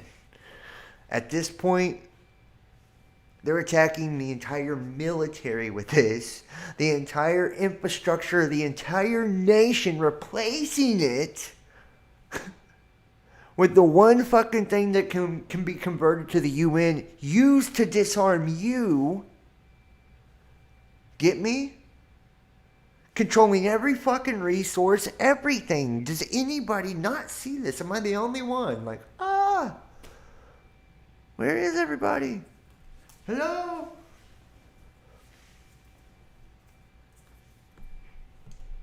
Hello? Please? Armageddon fears as expert warns no plans to boost Earth's defense against asteroids.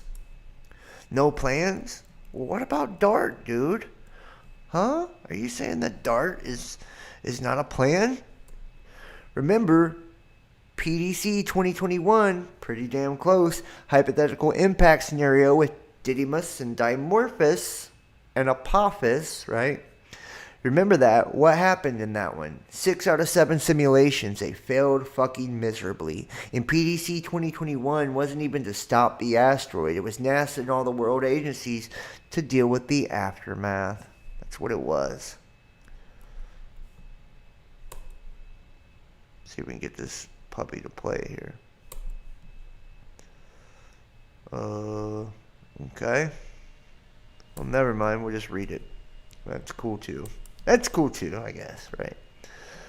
Despite NASA saying that the odds of an asteroid impacting Earth are around 1 in a millennium, which thank God, right? Great conjunction, end of the age. You know what I'm saying? Just saying. But Air Force space strategist Peter Garretson said that there is no U.S. agency actually responsible for dealing with such a crisis. He told Politico that no one is tasked with mitigation. Congress did put in law that the White House identify who should be responsible, but fully 4 subsequent administrations so far have blown off their request. Expert Danica Remy said, quote, "There are 3 million asteroids, and we have not a freaking clue where they are, and they are flying around us." There's some truth for that ass, right? There's some truth. The current research has barely made a dent in mapping what's out there. They were speaking while NASA plans its first mission to see what happens when you throw a rocket traveling around 16,000 miles per hour into an asteroid. You have no more rocket. The asteroid of choice is called Dimorphos, and the project has been named the Double Asteroid Redirection Test, which launches on Wednesday. Hump Day. They're about to get humped by this fucking giant asteroid. An NASA spokesman said DART's target asteroid is not a threat to Earth. It's not, guys. Chill the fuck out. It's not a threat. The asteroid system is perfect testing ground to see if intentionally crashing a spacecraft into an asteroid is an effective way to change its course should an Earth-threatening asteroid be discovered in the future. But attempting to alleviate fears was NASA's Chief Technology and Innovation Officer of NASA's Jet Propulsion Laboratory, Chris Mattman. He told New York Post that if it would be able, quote, a whole government effort, it became apparent that an asteroid was about to destroy us all, and that entrepreneurs such as Amazon owner Jeff Bezos and Virgin Mobile's Sir Richard Branson would also be enlisted to help. You ought to feel great now, right?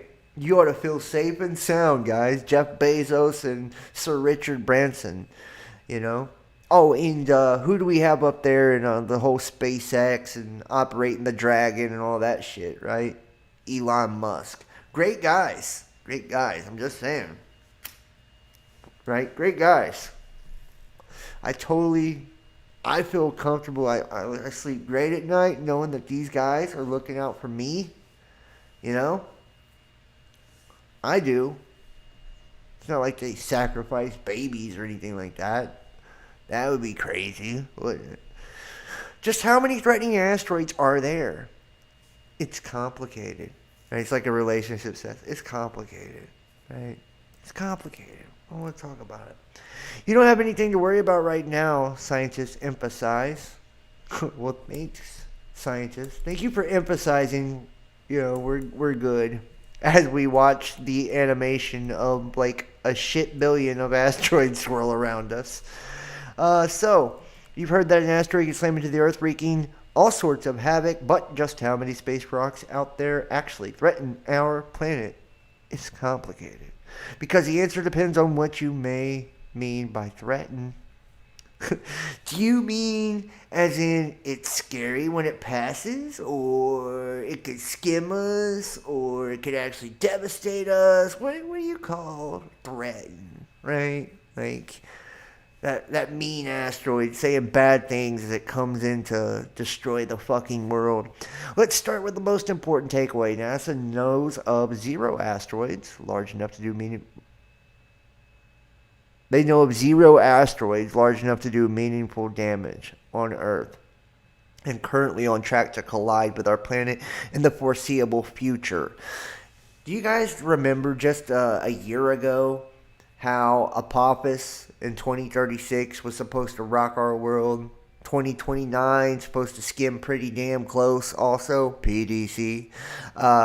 And then they come out with the news like, oh, we adjusted the calculations and it'd be at least another 100 years, right, before Apophis could pose any type of threat.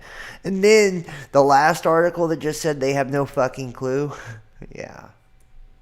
Asteroid was heading towards Earth, would we be able to knock it off course and prevent an apocalyptic impact? Well, this spacecraft could soon find out.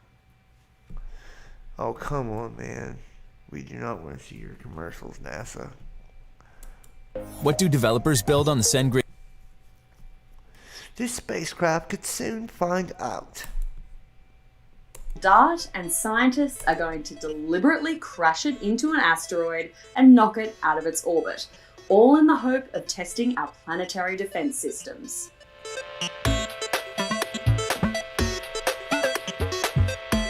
DART stands for Double Asteroid Redirection Test, and it pretty much does what it says on the tin. In late 2022, this spacecraft will arrive at a binary asteroid currently orbiting just outside Earth's orbit. Ooh, a binary asteroid currently orbiting just outside Earth's orbit. Let's get into the good shit now. Fuck all this, man. Fuck all this, man. Let's do it. Oh, how about this? This is cool. Astronomers discover an enormous barrier separating the center of the Milky Way from the cosmic ray sea. How about that? Like a firmament or a second firmament of sorts, right? Something is keeping the universe's fastest moving particles from entering the center of our galaxy. That is weird, right? The center of the Milky Way may have been even more bizarre than astronomers thought, according to a new study for the study of a team of researchers of the Chinese Academy of Sciences in Nanjing investigated a map of radioactive gamma rays. And remember, I talked about the blue and red Kachina and how gamma rays are used for the transfiguration process to mutate our DNA, right, at a cellular level. And that then the purifier then comes and, cleanses everything. And that's why, they believe they can do the nuclear war and all of that, because it'll basically eradicate all the radioisotopes and all that shit, right? And the highest energy form of light in the universe, which can arise from extremely high-speed particles called cosmic rays, crash into ordinary matter, blasting in and around the center of our galaxy. And see, that's also telltale of Nemesis, the dark star. It operates like a pulsar, right? Giving off the gamma rays out of both poles, right? Creating the cold around it and the hot in the center, because there's such a change in the magnetism, right? Drop in temperature from freezing to fucking molten. And the map revealed that something near the center of the galaxy appears to be accelerating particles to mind-blowing speeds, very near the speed of light, and creating an abundance of cosmic rays and gamma rays just outside the galactic center. However, even as the galactic center blows a constant storm of high-energy radiation into space, something near the Milky Way's core prevents a large portion of cosmic rays from other parts of the universe from entering, the team reported. How about that? Something's preventing it and blowing off all that shit. Or this, La Palma volcano update. New lava flow reaches ocean, creating third lava delta. Deltas? Say what?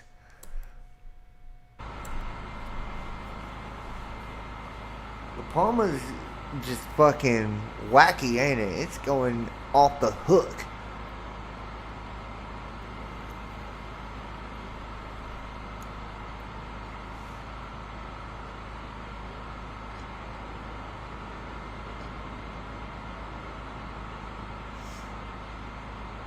Don't look up. Everyone's saying it. What up, Jonathan? Yeah, don't look up. Guess not. I don't know what that means, but I look up every night. Every night, right? To see Chinese hypersonic weapons that alarm top U.S. military leaders as they fired off something as it sped towards its target. Look how weird that looks. How weird that looks. Pretty weird. China tested a hypersonic weapon late in July that alarmed some U.S. military leaders. New reports suggest that the weapon fired something off over the South China Sea mid-flight. One military leader said last week that it should create a sense of urgency for the U.S. military. Well, sorry, Bob. They can't have urgency because they're now machines. They're machines. They have no emotions for urgency. Okay, and next. Oh yeah, Australia back to lockdown despite protest. A full national coronavirus lockdown has come into force in Austria. It's the first country in Europe to announce. Jesus Christ, dude. So you've got... Come on, man. Hit you with a commercial 2 seconds in. Surge. The Austrian government says it will also make COVID vaccinations mandatory from February. As Bethany Surf's up. The lockdown will last for just under 3 weeks. It comes after record numbers of new COVID infections in recent days. Last week, Austria introduced a lockdown for the unvaccinated. Oh, wait. What now? VZ Fat Cat 13 says they're showing a comet grilling us on Netflix. I don't know. Are you talking about Asteroid? Which one are you talking about, dude? Everybody hit that thumbs up too, homies. Cases continued to soar, and the government decided to impose even tougher measures. Meine Damen und Herren, wir alle zusammen. The Chancellor Alexander Schallenberg said COVID vaccinations will become mandatory as of February. How about that? Mandatory as of February, right? How about that? Good times, right? Good times for all. Good times for all. Here, I got some cool shit to show too. Good thing, like, we're, with this double asteroid redirection test, we don't have weird shit flying in the sky everywhere, man. Look at the tail on that thing. The tail on that girl. Yeah. Like, where do these fucking people live? I almost bet this is probably RE55 footage, too, because of Steve Wiggins. It came from Steve Wiggins on Facebook, so I would almost bet it's RE55. So if it's RE55, everybody go subscribe to RE55. Don't hit me with a copyright strike, please, RE55. Again, don't, please.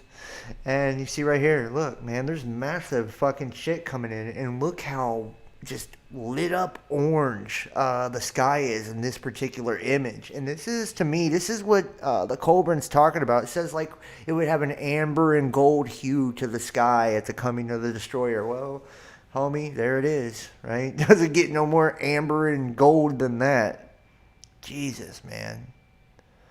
And we're sucking all of that into our lungs too, by the way. The whole I can't breathe shit, I wonder why. Wonder why you can't breathe, dude. Look at all of them. Look at all them falling down. That's not chemtrails. Look at that one.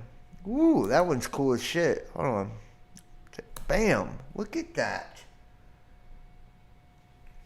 Remember when everybody used to call all of these the Dave Dobbs object? Look up on YouTube now for everyone to see. Punch in. Don't look up trailer. Don't look up trailer. Okay. We'll do that. We'll listen to the chat for once. But if you lead me astray, I'll find out where you live. Don't look up trailer. Let's check it out. Don't look up. I feel like I've seen something on that. I don't know. Let's check it out. Don't look up trailer. This ought to be good.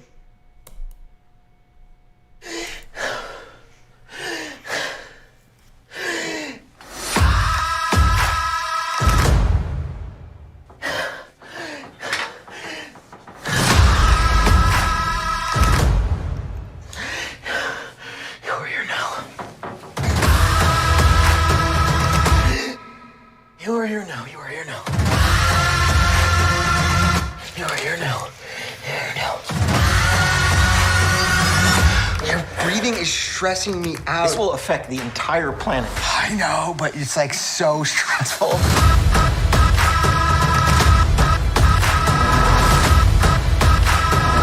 Can I get one more ice water? I'll get 2 more glasses of white wine, and I don't need the judgy face. There's a comet headed directly towards Earth. Do you know how many the world is ending meetings we've had over the last 2 years? Drought, famine. Hole in the ozone is so boring.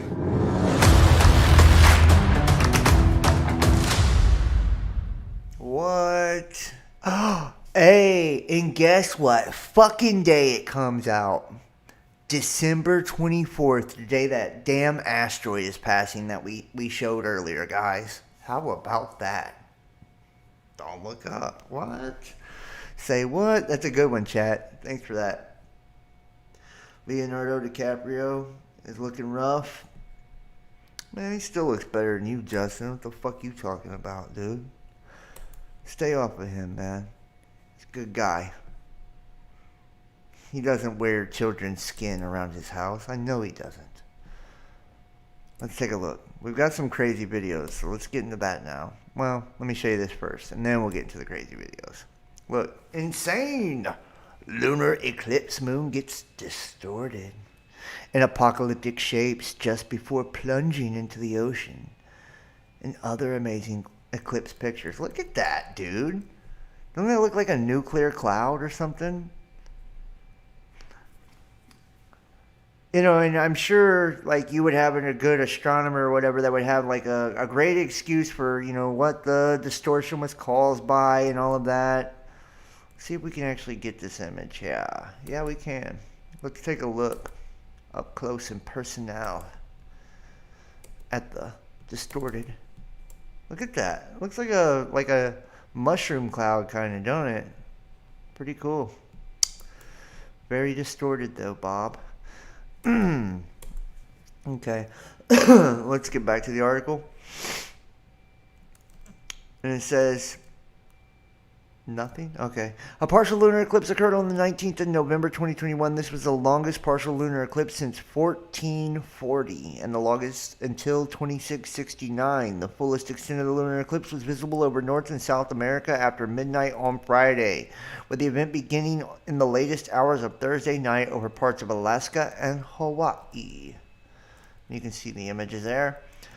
Northern and Western Europe and the westernmost parts of Africa were only able to enjoy the first phase of the eclipse as the moon rapidly set below the horizon on the morning of Friday, November 19th, 2021. And on the other hand, it was a great place to see the lunar eclipse mirage. And sure, yeah, it's great.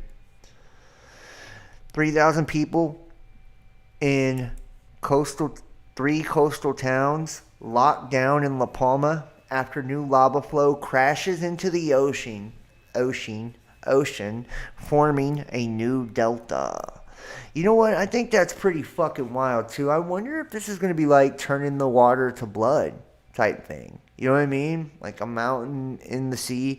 We always think of like an asteroid, right? A mountain thrown into the sea, but it could technically be, you know, a mountain into the sea, like La Palma is doing right now too. You know, it's just kind of we don't know till it happens. Dramatic geologic moments in American history. It was a Sunday morning, 8:32 a.m. Vancouver, this is it, was the excited call on the radio from David A. Johnston to his colleagues. Vancouver. Within minutes, the colossal eruption had caused hundreds of millions of dollars in damage, and 57 lives were lost, including Dave Johnston. Including the guy that said, Vancouver, this is it. Yep, this is it, buddy. You're gone. Authorities on the Spanish island of La Palma ordered 3,000 residents of the three coastal towns, Tazacorte, San Borondon, and El Corralito, to stay indoors on Monday after a new stream of lava crashed into the ocean, sending thick clouds of potentially toxic gases high into the sky. Look at that, man.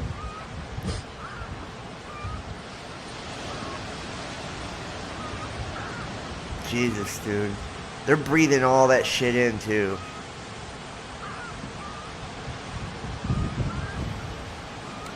And I remember watching a dream, too. I watched this dream on a video where a lady was talking about when she seen the giant comet planet in the sky. She said one of the things that happened was she could smell sulfur in the dream. Like, she smelled it so fucking strongly. Like, she was like thinking, what smells like rotten eggs, you know? And, you know, they figured it out. Like, in the dream, you know, once they seen the giant comet planet, like, as it was approaching, she smelled sulfur in her dream. I think that's pretty interesting, considering, you know, all this stuff taking place now.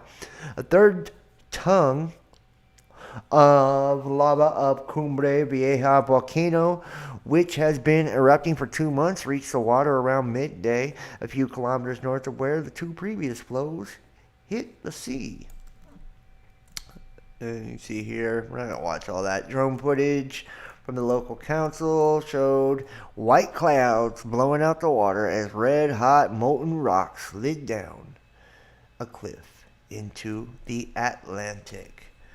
See, once again, you got the Atlantic coming into play here. You know what I'm saying? Not looking good. Not looking good for the Atlantic, man. You know, I'm just saying. Just saying, dog. Where's that here? Excuse me. Yes, everybody hit that like button for me, man. If you love me, you will hit the like button. If you really love me, you would donate. But you probably don't love me that much, do you? You probably don't even love me enough for the like, let alone the donate. Here you go. Is Ralph the News. This is not that island with the volcano. Somebody explain what this is, because they looking like they watching God's show.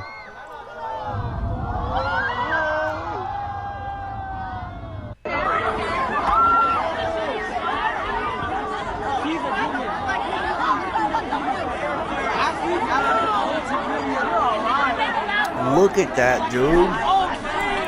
Look at that, dude. Seriously, look at that. Watch how it's like rotating. It looks like fucking lava in the sky, literally. What the fuck is that? What the fuck is that, bro?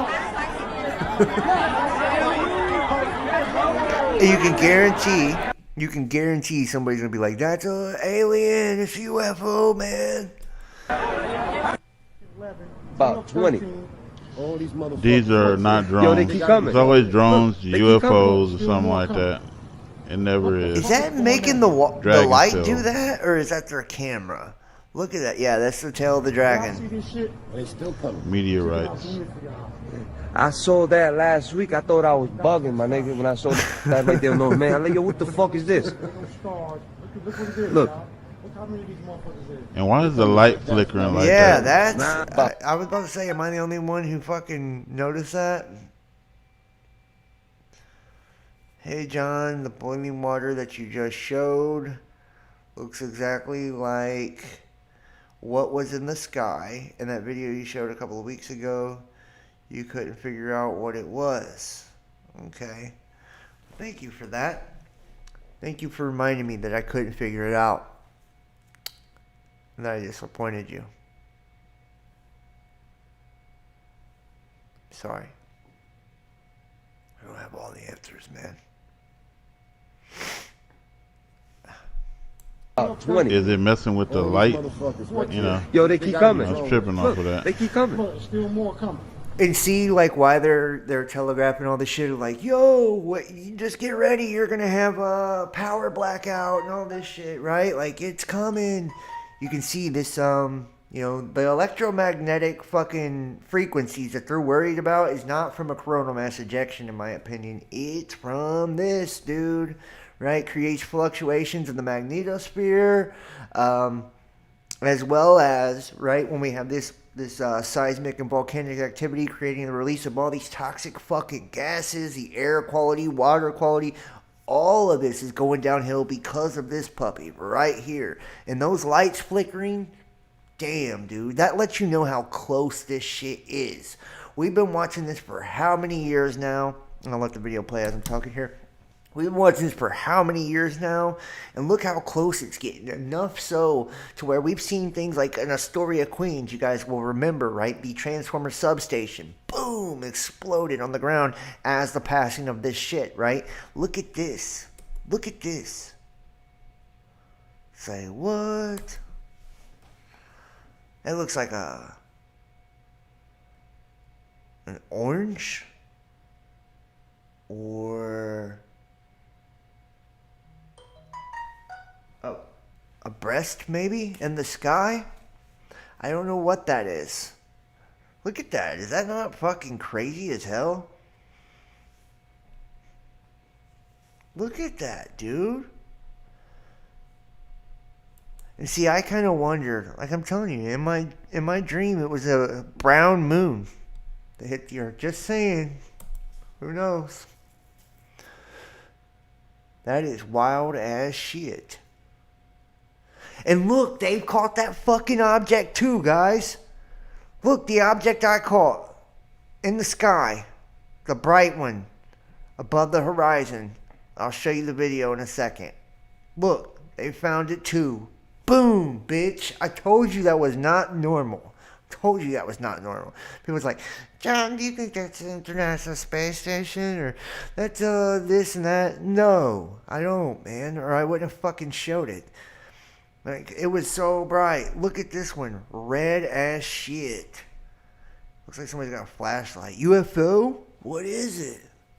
Yeah, it's a UFO, Bobby. Look at that, man. Am I going crazy? Yep, you're going crazy. There's the moon. Boom, dude. Boom, dude. I'm just telling you. And look, straight up. It's the same fucking object I caught, man. Let me see if I can find it real fast.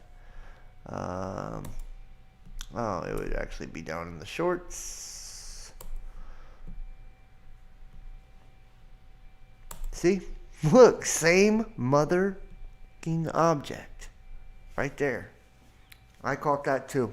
Same exact object in the night sky. How about that, homie? How about that? And see that cloud glowing around it too? I'm telling you, I felt like it was a comet or something. It had to be something insane.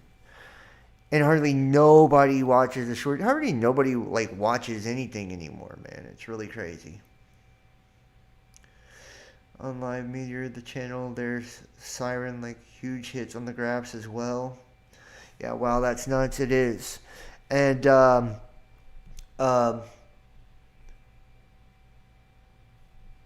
please help if you can. What, help because we're insane? Yeah, and hey, speaking of Melanie, my new tarot card deck will be arriving tomorrow from Amazon. So anybody wants to book a reading, book it up. But I seen you, Melanie, so just know I seen you. Check this out. Hello everyone. Today I would like to show Hello everyone. Today I would like to show you two things. The first one is, please see these 3 artificial light. It is a very good example of how a sun simulator works. Dipshit. And you will obtain a Sanremo, Liguria, Italy. This is the yellow color of the second sun, not of our sun. Oh, I'm sorry, guys. I apologize for this video. I thought that, you know. Look at that.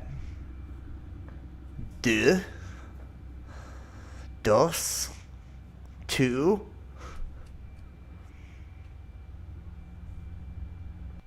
Damn, dude. Everybody's catching it everywhere right now, too. Here, let's get into some of this other shit, too. Check this out. I am now currently using infrared. I'm using a Samsung S10. I am set on 6 power right now. Using a very expensive lens right now, and this is infrared. He said, I'm using a very expensive lens right now. Very expensive. Look at that. That is dope, though. Right there. Plain as fucking day, man. He said, pretty fucking sweet. Yeah, it is pretty fucking sweet, dude. Check this out. Alright, cuz. Show this motherfucking goddamn planet right here. And motherfuckers don't even see this shit. This shit right here. I ain't tripping, bro. Yeah.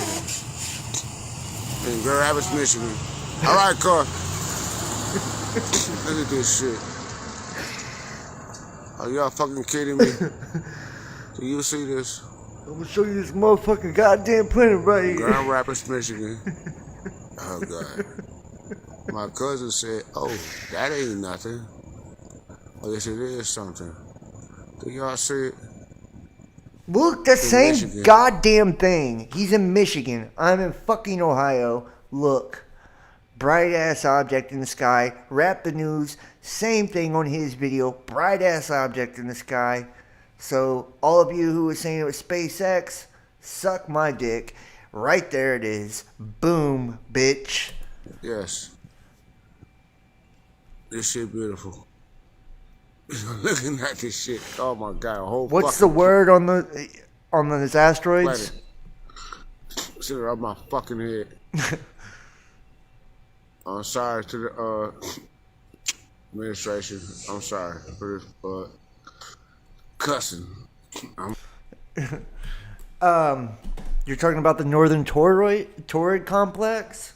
Well, that's where I think that I was seeing was the object I was seeing was coming out of the Northern Torrid Complex. I showed you guys that night, right, where it was located in the sky as opposed to my view, and that was exactly where the Northern Torrid Complex was coming from. Northern Torrids still go into the beginning of December, so we will see, right? We will see. They have created immense fireballs. They've tried to blame it on fucking rockets falling and all kinds of shit. So they've been showing up, man. They've been showing up. They haven't been silent by any means. I secured my yellow filter on. This is why I have not done YouTube videos in a while. Look at that. We will, and only time will tell on what happens with the Northern Torrid Complex, but we know that the last time it came around, Tunguska, World War I, right? Spanish flu, and when Comet Inky came around, which is part of the same complex, right? We had Black Death. I mean, so every time, Chelyabinsk, every time, guys. So, I mean, we'll find out. We will find out, dude. That's the truth about it. It doesn't mean guaranteed, but I think about it. Double asteroid redirection test 2 days from now, end of November. Why are they doing it now? And remember also that they were talking about in the Northern Torrid Complex that Inky, all of they located asteroids. The asteroids around Comet Inky wasn't big enough to actually have come out of Inky, and that Inky could be the moon of something way fucking bigger that they can't see. So I'm just saying, man, like, it's not over yet. It's not over, not even close, right? Holler at me about after the first week of December, and if we go unscathed, then it's good, right? That's good. But that means we dodged a bullet, to keep it real. We're still not escaping the seismic activity. We are already seeing that kind of, tick up. We're going to see, guys. We will see. We most definitely will see. And remember, they're talking about having grid down, all kinds of shit. Christmas, first of the year-ish, right? And the first of the year-ish around in there is when a lot of these mandates and shit take place. And first week of December, more of them as well. So there's going to be a lot of shifting and changing, going forward here.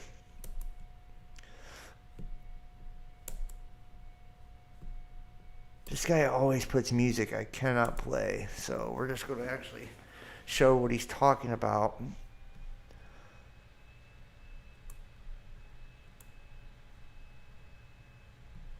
The biblical plagues. Yeah, no doubt.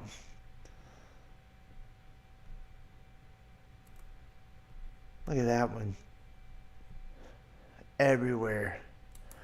Fucking everywhere. Look at that big round puppy right there. Look. That is round as shit, y'all. I believe I'm telling you, I believe that's what we're looking at too with all this. I don't think it's all just clouds. Look at that too. Not all just clouds. Which, this guy actually messaged me. Would you guys like to see Brandon Nagley come on the channel? Chat. Yes or no? Would you like to see Brandon Nagley come on the channel? Let me know.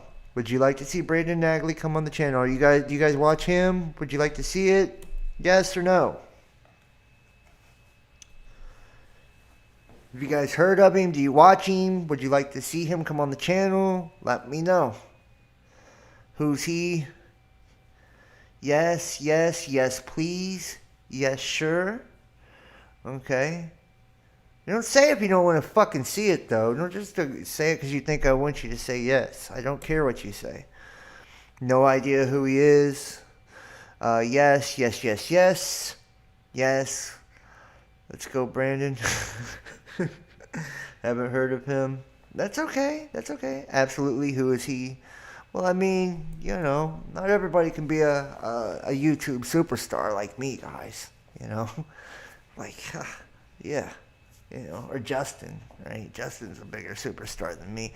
Narrowgate, yes, sure. I watch him and subscribe to his Facebook channel. Yeah. This is his video right here in the background playing. Sure, if he's good, what's he about? Well, this is what he's about. Right? He shows the Planet X system. He gets amazing fucking crap, too. As I call it crap. It's not crap. But he gets amazing footage, and he's a Christian, very obviously. But that doesn't matter.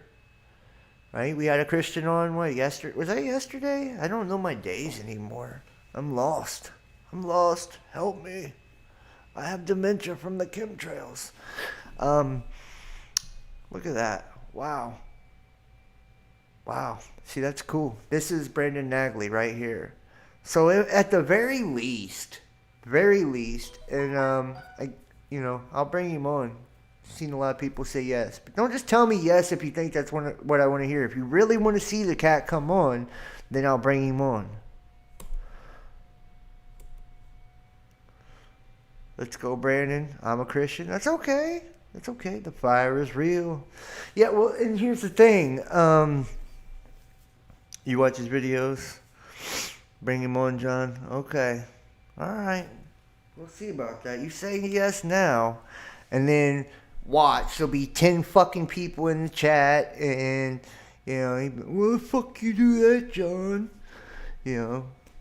That's my voice of when I'm, mocking the hypothetical troll.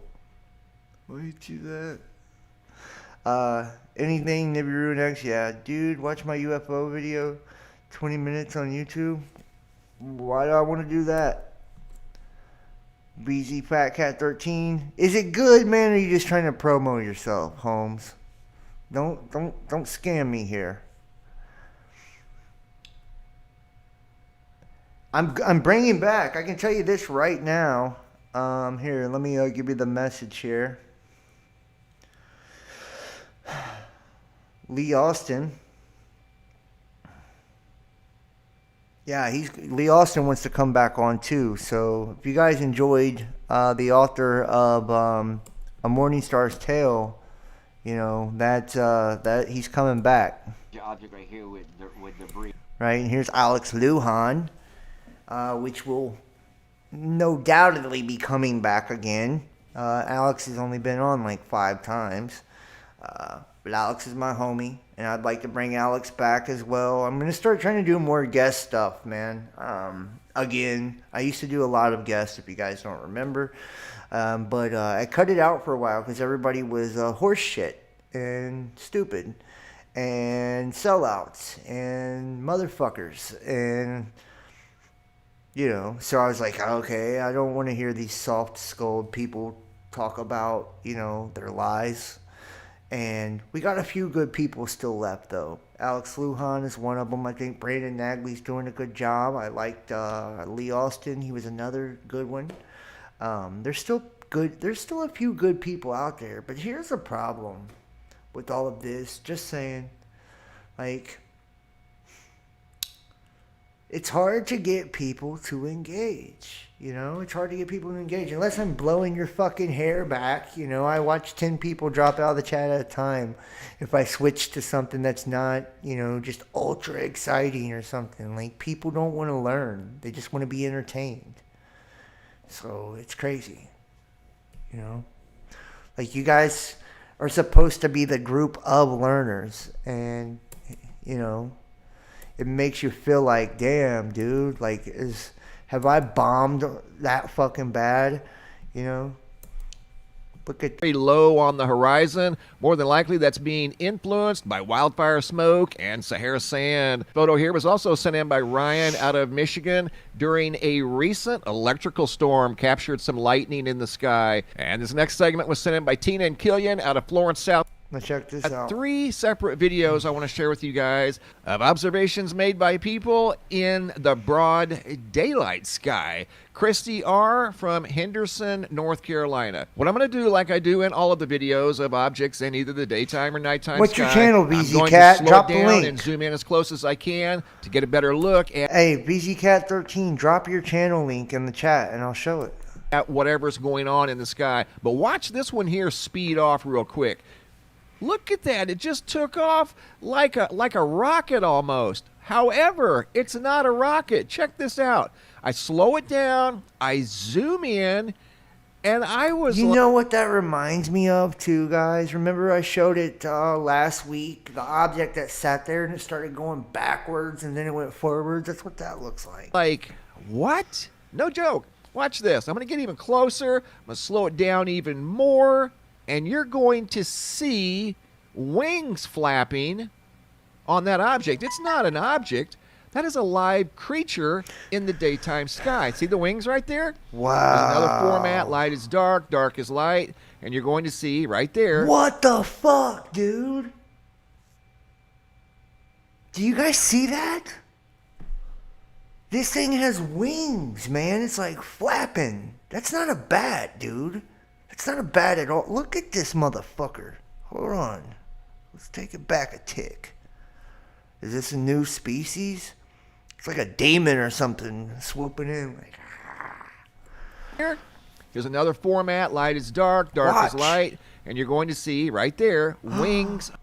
Wow, dude. It is flapping its fucking wings, dude. Wow. Flapping up and down. This observation was noticed by Christy out of Henderson, North Carolina. Wow. And it's not every day that you're compelled to take out your I can't believe that. That is fucking cool, man. It's almost as cool as the serpent in the sky. Check this out. Matt Rogers. He always is catching some crazy shit. I wish I had Matt Rogers' audience. Just saying. No knock against you guys or anything. I'm not talking shit about y'all or anything. Not saying you guys don't engage and all of that. You know. Just, you know, thinking out loud about Matt Rogers. Beautiful audience. That sends him wonderful photos every day. Yeah. Look how high quality his videos are. But they support him a lot. And probably encourage him all the time. And engage in everything he does. Yeah. I'm not jealous or anything. Envious at all. Nope. Nope. I love you guys. Yeah. BZ Fat Cat 13. All right, let's check it out. Let's check out one of the fam's videos here. BZ Fat Cat 13. And I'm gonna sub it up, yo. Matter of fact, here, let me drop this in the chat for everybody. Everybody go subscribe to BZ Fat Cat 13. You said it looks like an owl. You're probably right, for real. It's probably nothing spectacular. I'm just a moron. But go subscribe to BZ Fat Cat 13's channel, guys. Everybody do that for me, please. I'm being fucking serious. Like, seriously. It really gets under my skin that we don't help each other out. We don't lift each other up. Like, I just want to punch the screen sometimes and say, fucking do it. Go subscribe to his channel and help him out. Here we go. Which one is it, bro?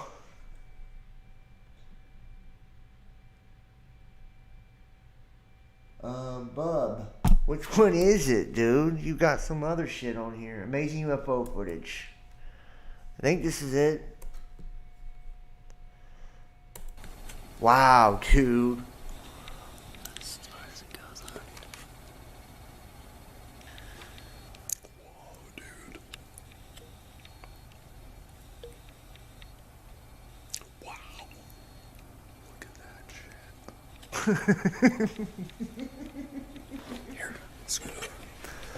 Whoa, dude.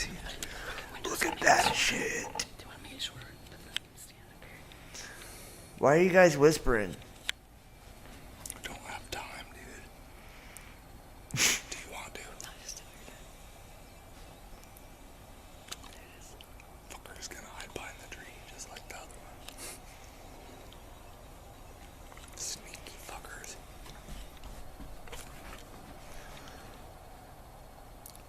What the fuck? See, now it's blurred. There we go. Oh, come on. Come on, you fucker. See what they do. Cool shit, bro. Come on, buddy. Be nice.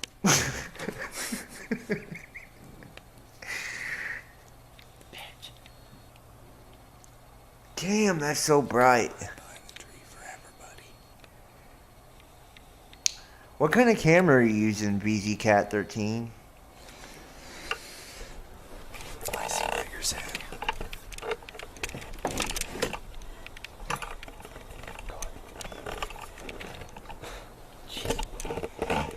That is serious? You can't be serious. Oh, God. You can't be serious. Is that the newest?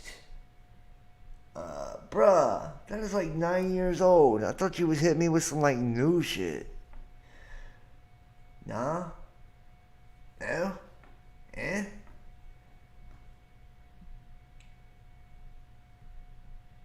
New real UFO footage.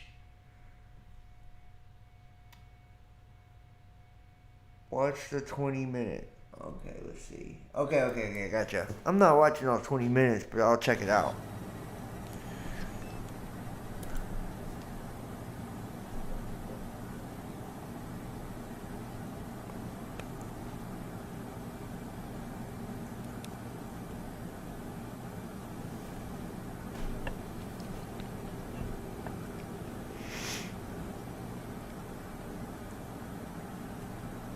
Well, you thought I was about to watch all 20 minutes? You're fucking tripping, homie. That's pretty cool. I don't know what it is, but pretty cool. Something. Awesome. Why are you motherfuckers whispering in the video, man? They can't hear you up there. You know that, right? You're not going to scare them off like hunting birds or something like. Hey. We're watching UFOs.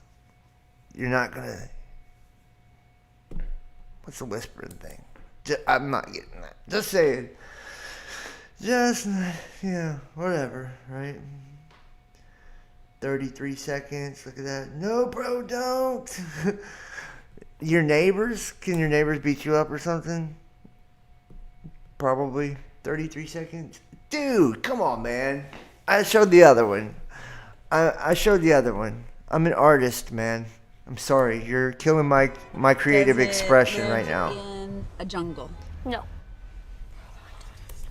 Oh. Is it really fast?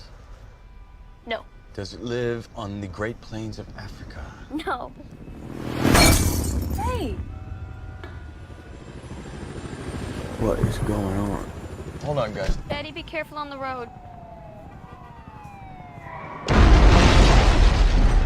Jerry? Get back in your car right now! Remain with your feet! And I heard, as it were, the noise of thunder. One of the four beasts saying, "Come and see."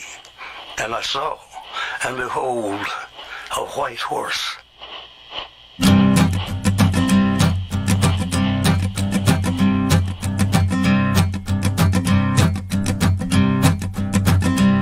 There's a man going round taking names, and he decides who to free and who to blame. Everybody won't be treated all the same. There'll be a golden ladder reaching down when the man comes the around. epicenter of the 7.1 earthquake, right in the heart of the San Francisco. San Francisco has now The become a war hairs zone. on your arm This preacher, I don't will know what stand is up going to be left of this city. at the terror. I can only in each pray sip that and in this each is the sup. end. Will you partake of that last offered cup, or disappear into the potter's ground when the man comes around? Hear the trumpets, hear the pipers,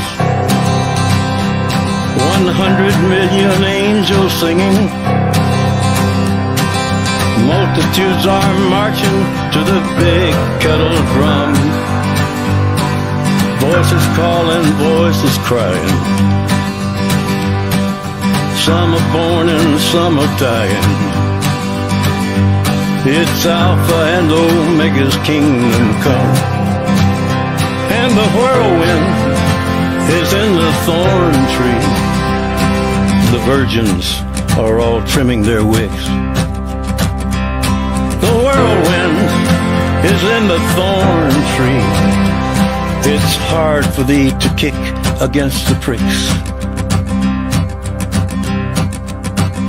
Till Armageddon, no shalom, no shalom.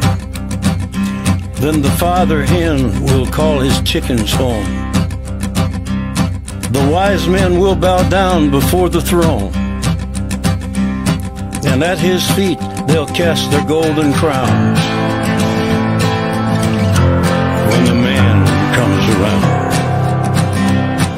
Whoever is unjust, let him be unjust still. Whoever is righteous, let him be righteous still. Whoever is filthy, let him be filthy still. Listen to the words long written down when the man comes around. Hear the trumpets, hear the pipers, 100 million angels singing. Multitudes are marching to the big kettle drum. Voices calling, voices crying. Some are born and some are dying. It's Alpha and Omega's kingdom come. And the whirlwind is in the thorn tree. The virgins are all trimming their wicks. The whirlwind is in the thorn tree. It's hard for thee to kick against the pricks.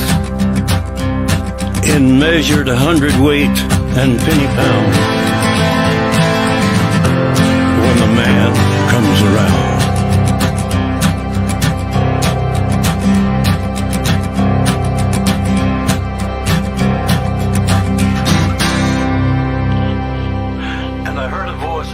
Of the four beasts, and I looked, and behold, a pale horse, and his name that sat on him was Death, and hell followed with him. That was pretty cool. That was also Brandon Nagley, so I think we should bring him on. I want to thank everybody for joining me tonight. Anybody's got any questions or anything like that, man? Yeah, I'm still at it, man. I'm an animal. I know. That's what they say. Like a dirty, filthy animal that pisses on the carpet. Yeah. That kind. Everybody, if you got any questions or anything, I'm going to hit the chat before I roll out. Please make sure to hit thumbs up if you're in the chat. And please share this fucking video for me. Like, just do that solid. I will be taking a few days off again. I'm spending some time with my children. So I'll be gone for a few days here. Everybody, if you can, man, look, please support. Please support. Like, Justin and I are really trying to hold this stuff together, y'all, but we're not getting support right now. Like, November has been the fucking crappiest month ever. So quit buying turkeys and donate. We need your help, man. Without you guys, we just can't keep it rocking. And, give to the truth, man. Nobody else is doing it. They just don't do it like we do it, man. We work really hard, and we're not sellouts. And I'm trying to give you like my why you should support me spiel. We work really hard. We're not sellouts. I'm not trying to terrify you and then hit you with like fucking survival food. I'm not trying to, gas you up and get you to buy Dogecoin before I pull the bottom out from underneath you and steal all your life savings. Let's see. What else? I'm not putting subliminal messages and shit like that in the videos or anything like that. I never do that shit, you know what I mean? Ever. To try to, hypnotize you into worshiping Satan, or anything like that. I would never do that. Some other shit. I tried to sell a kidney like a week ago. Nobody fucking bought that bitch. So we still sit here. No kidney. Somebody took the kidney, but they didn't pay for it. That's how it works, I guess. Should have trusted that person, huh? They should have. It's like, I'll get you tomorrow. Yeah. Tomorrow never comes when you have one kidney left. So yeah, everybody, man, you will share. Well, fuck Know Thyself channel. This is the channel you really worry about, guys. Fuck Justin. Don't worry about his channel. You know what I mean? Worry about this channel. And worry about Best Damn Podcast 2. And then JohnBoy513. And then, if you have time, then look at Know Thyself, Justin. Like after you went through all mine. All of them. Facebook,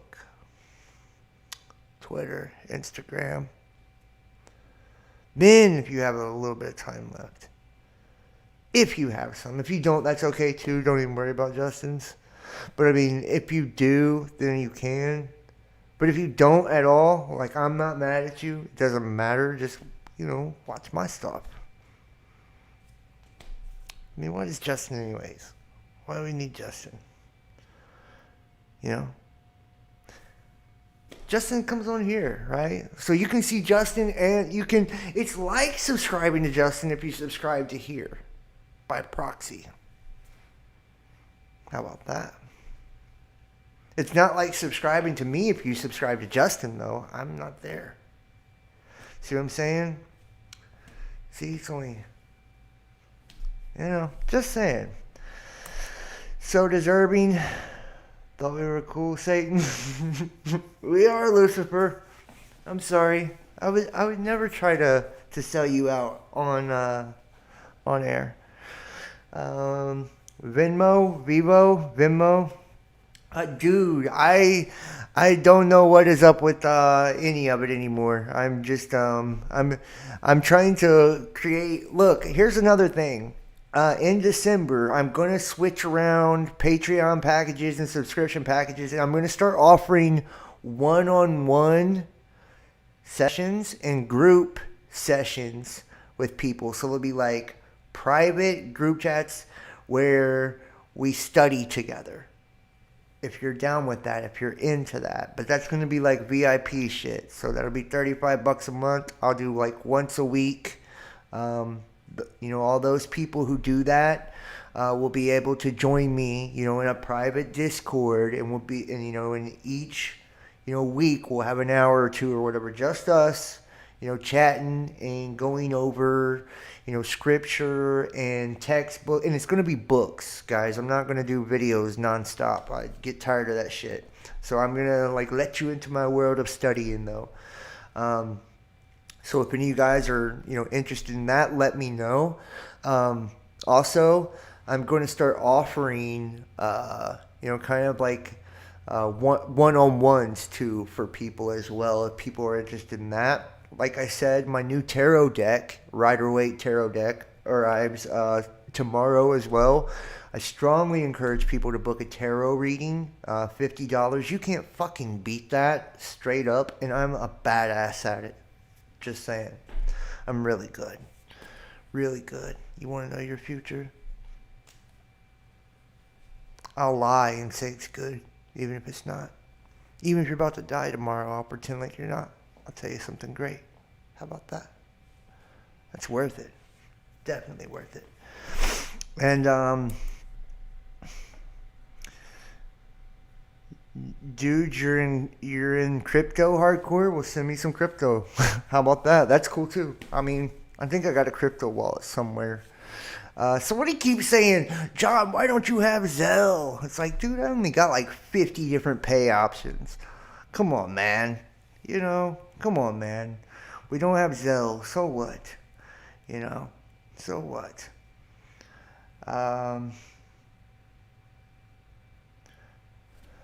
What is it? Something? Yeah, well, that's cheap. $50 is cheap. You used to read and chart. Dude, I promise you, if you go, and I was waiting on, I have a really satanic looking deck that I've been using, so I didn't want to make videos with it and shit like that. And I don't like to read with it because I just don't like it as much. The cards are just like regular card size.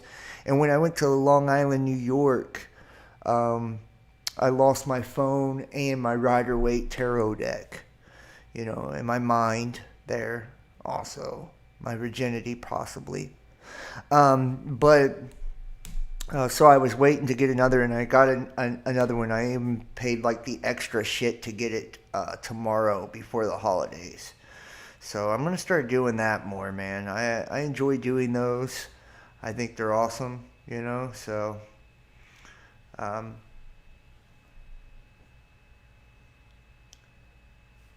What? Who you send it to? You send it to me, motherfucker. What are you talking about?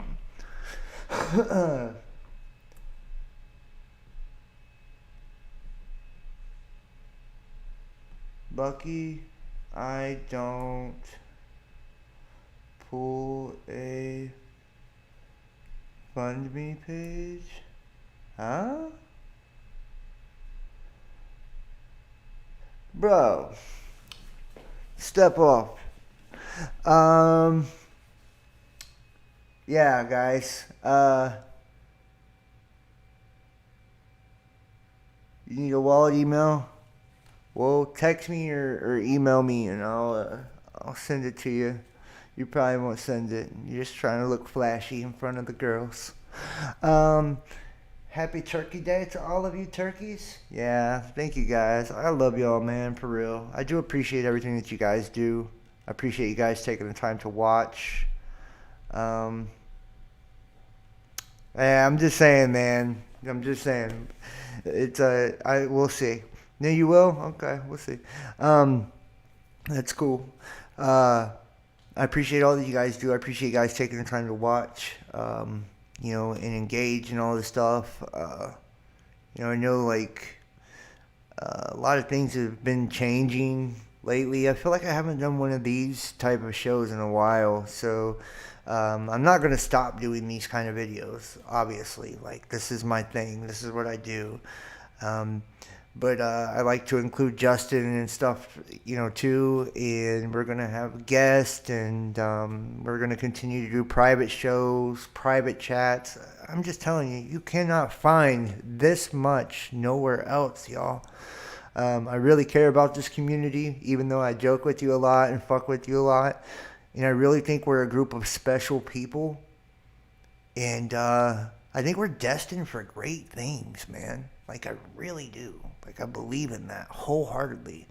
I would not keep banging my fucking head against the wall all these years if I didn't think that eventually, the dams would break and it would benefit all of us, like somehow, some way. And I hope people get something from this. I hope people will take something away from, from each video.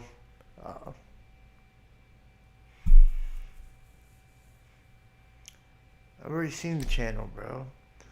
I hope people take something away from each video, and I hope you guys do know, like, I really am. I'm very, very appreciative of all that you guys do, of all your support, of any time you guys encourage me. And if I don't immediately message you back or, answer emails, I'm not blowing you off. I have so many people that, do that. So I just try to, I try to spread myself thin, man. Try to spread myself too thin sometimes, I think. And, and when you guys send money and stuff like that, I share with Justin, so like, Justin's doing great too. So everybody encourage Justin. And all joking aside, go subscribe to Justin. Go subscribe to Justin. Let's encourage Justin too. You guys have, Justin's gonna, be doing more, on the channel too. I'm trying to fit him into as much stuff as I can, but also keep like what I do, and bring guests. And like I said, we're bringing one-on-ones and group studies, as well as chats, as well as private shows, private playlists. Like, if I can, I'm constantly, this is every day I fucking wake up. Every day I wake up, man, I think of how I can create more for you. How I can make the experience better for you. How I can create your own little universe outside of all of this, to where your soul and your mind is constantly being fed by, knowledge, information. And that's why, me and Justin are goof off on some stuff, because we want, laughter and people to loosen up. Like, we're trying really hard, man, to take shit to another level with all of this, and it takes a village, man. It does. So your little thumbs ups and all of that, it means a lot, believe it or not. And just taking a link, one link, like, and sharing it on your Facebook or your Twitter or whatever, helps so much more than you would ever know. right? And making sure that you're subscribed on the different platforms, because we're on all of these, and we're trying to be everywhere as much as possible. And, the few who do give, like that too, that's so greatly appreciated. And it's hard to get that now. Like, people don't want to give anymore. They don't even want to fucking hit a thumbs up anymore. I don't know what's wrong with people. That's what I mean. I don't know what's wrong with people now. But in truth, like, we are really special beings. I know for a fact, that our Creator, He made us to all be like unique individuals, right? Unique individuals. And we should never be afraid to express ourselves and be who we are. Ever, man. And if you have anybody in your life right now that doesn't want to hear what you have to say, that tries to tune you out, that tries to shun you or keep you from being you, man, you need to cut that off, man. You need to grow. This is a time to grow right now. Right? And that's why it's so important we stay around each other and we really glue together now.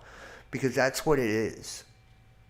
It says, when Israel's surrounded on all sides by enemies, flee. Well, buddy, you're about there.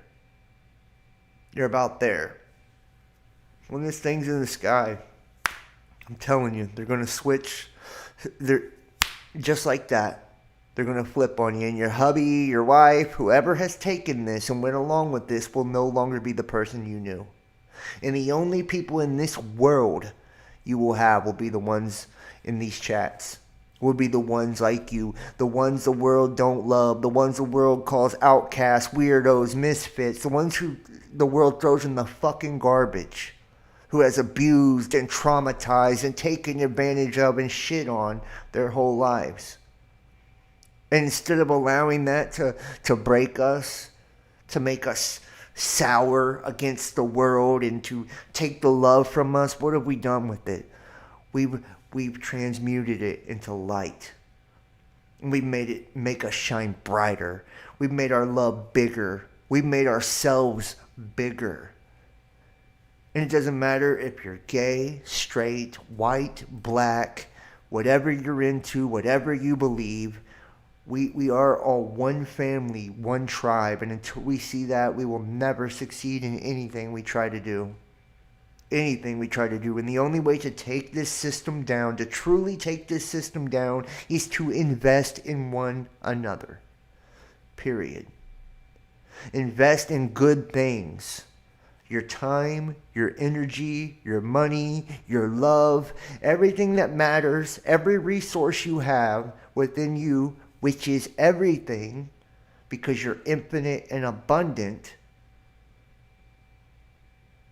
you need to be sowing into the ones like you, like-minded people. Let's stop putting it into the system, guys. Seriously. We're only feeding the beast. And you know what? This beast continues to devour all we have. And you know what it leaves us with at the end of the day? Nothing. Nothing. It's going to drain us till we have nothing to give. Do you understand that? We only have each other. I really want to stress that, man. We're on the cusp of such amazing things, dude. Such amazing things. Can you not tell consciously how much we've grown? Do you not feel it? Do you not know it? Do you not see it? Is it not beating in your fucking heart right now? Do you not feel more alive now than you've ever felt in your life?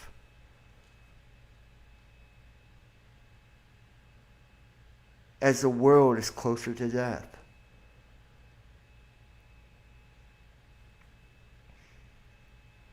This is our time. The 42 months, all of that, this is our time.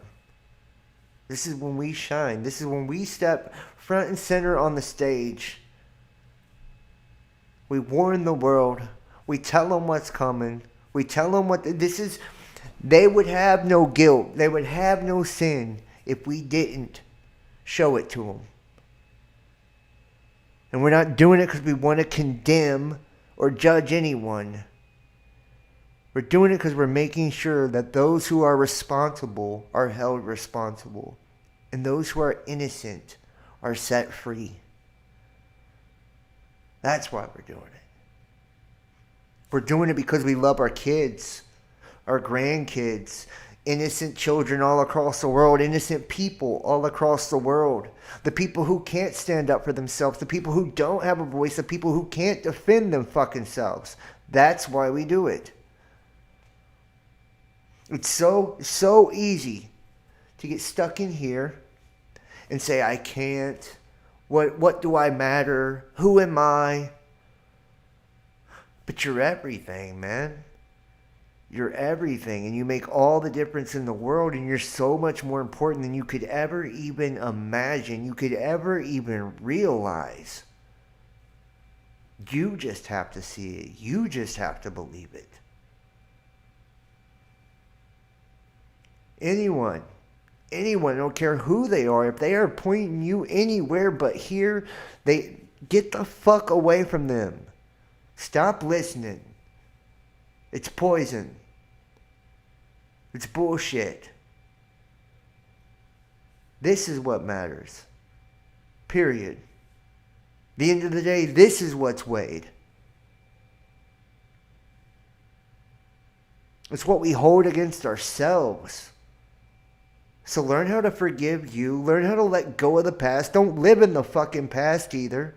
What's gone is gone. What's happened has happened. Where we've been, we've been. We're no longer there, though. We're here now. Live in the present. Be in the present. In the moment. And if that moment becomes too big for you, if it becomes too confusing for you, step outside of that. Meditate. Just observe. Let the thoughts just flow past. Let them go by. You don't have to grab hold of any of them. Just see them and let them go. Don't accept them. Don't reject them. Just let them fly.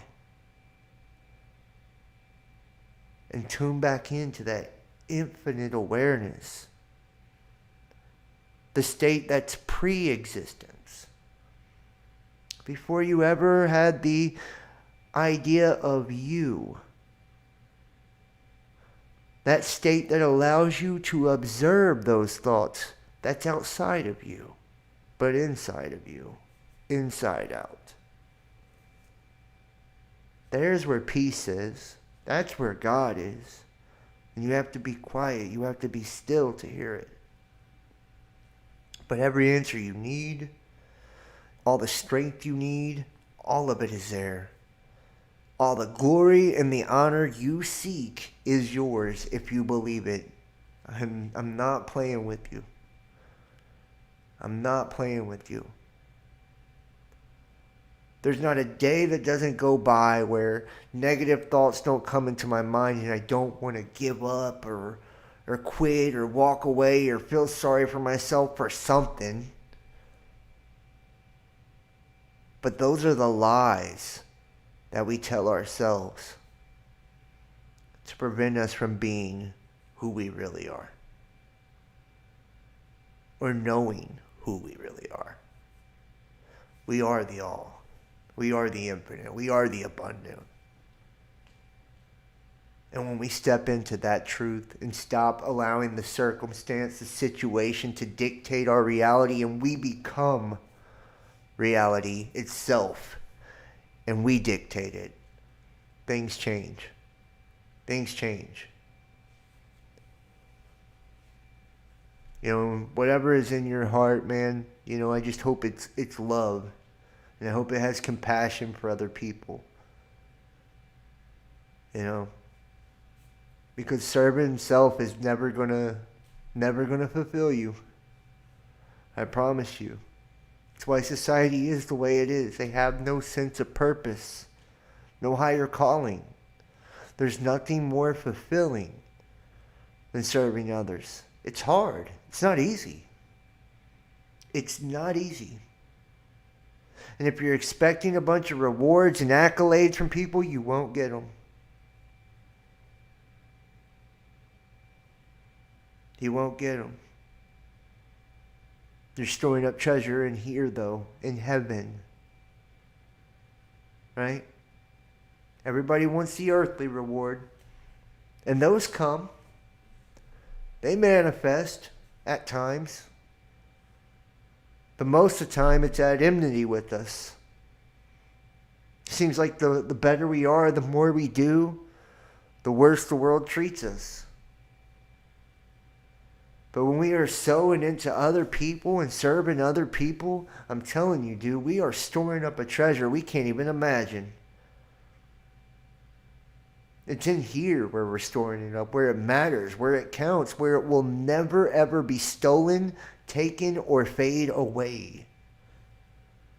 Remember, you have one soul, one spirit, living spirit, and it's only so much energy. That's why you're sowing, because you're trying to replenish that energy. If you don't, you're disconnected. It runs dry. The well runs dry. And that's what you call aging. That's what you call death.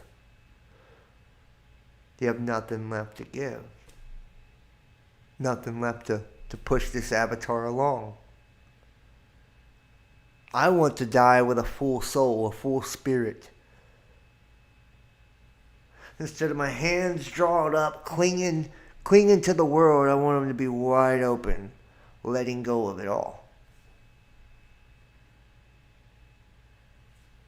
I don't know about you, but we really are, man. I think we are that remnant, that chosen elect. I know will sound egotistical to some. I'm not saying I am or I'm good. I'm saying I believe I'm surrounded by those people, at the very least. And I've experienced those people. I've experienced the most kind-hearted, loving people by doing this that you could ever imagine. And all the assholes get the attention, always. The trolls. The greedy, hateful, angry people, they all get the spotlight. But in truth, man, I've run across way more good than I have bad. Way more love than I have hate. And it's changed the way that I see people as a whole by doing this. I did not believe that good people existed when I came into this. I was convinced of it. I'd never met one in my life up until now. Ever. I never knew it. So if you never know something, how can you know it's real or it's there? And when I finally started to, it gave me hope. It like changed the way I seen everything. It's like, wow. You know, those people are out there. There are people that will give you the fucking shirt off their back, literally. There's those kind of people. And our news and TV and all of this, man. And even people in chats and shit like that try to stir the pot too and make you think one thing that's not real. But I'm telling you, man, our nature is good. I know it is. And when we go against our nature, that's when we're sinning against ourselves. That's when we're sinning against our brothers and sisters by not doing what's right, by not doing what's in love, by not doing what's good.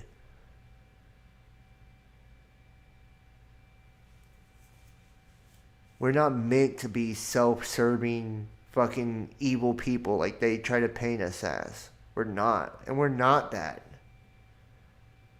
We're not that. Don't let them convince you of it either. I know better. I know better. I would question every day for years, is this worth it? And I don't even have that question anymore. Not is it worth it, at least. That's never the question. I know it is. It's bigger than me. It doesn't matter what happens to me. It doesn't matter what's done to me. It doesn't matter what suffering, what lack. I don't give a fuck what I go through. It's bigger than me. So it's always worth it. Always worth it. Always worth it. I'm telling you, you won't find meaning in anything else, guys. Not like this. This is the meaning. This is what we were put here for. I'm not playing. It really is. This is what we were put here for. To love each other. To have a community and family and connection. To serve one another. To be good to each other. There's nothing better. There's nothing bigger. There's no better place. You can make heaven on earth if you choose it. I swear to you, you can. We could have it now if we wanted it, if we chose it. It's getting everyone to choose it. We're only as strong as our weakest link. So if half of you choose and the other half don't, well, guess what? We're not there yet, you know? But we have to become that heaven. We have to show others that the state we reside in, the place we live in, the mindset we have, the heart we have, is better. It's where they want to be. We have to attract them to it. You want all this knowledge? Come join me. Right? You want the wisdom? This is where it's at. In here. Do you want to be full of love?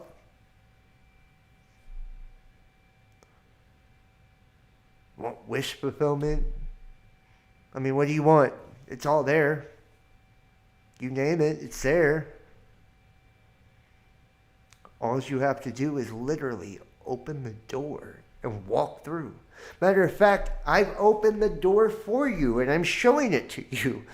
Just walk through. That's it. That's simple. That's simple. God sees you, dude. God sees you. Always has. Not one fucking second of your life was a mistake or a coincidence or an accident or anything. You were destined for it all. Every part of it was a learning and a growing experience to make you better, to make you stronger, to get you ready. We lose sight of that. We lose sight of that. This world's so fucking good at distracting us from who we actually are on the inside and what actually matters and what we're really supposed to be doing. Like, it's good at that. It does it to me too. All of us. But if you stop and you take a fucking step back and you really believe the shit you say you believe, if you truly believe that and you unplug for a second from it all and you reflect and say, okay, you know, what am I doing? Where am I at? You know, how am I coming up short, or am I? Just take a second to be still every day and make sure you're still on that track, because we drift away. Slowly, we'll drift away. We go down in lulls of consciousness and we don't even notice it. One little habit after another. Excusing one action after another. Not doing something we should do. Doing something we shouldn't. I mean, it's so easy, dude. Self-mastery is total mastery. It's not, oh, I know a bunch of shit. Who cares? You know nothing. You don't know anything. And neither do I.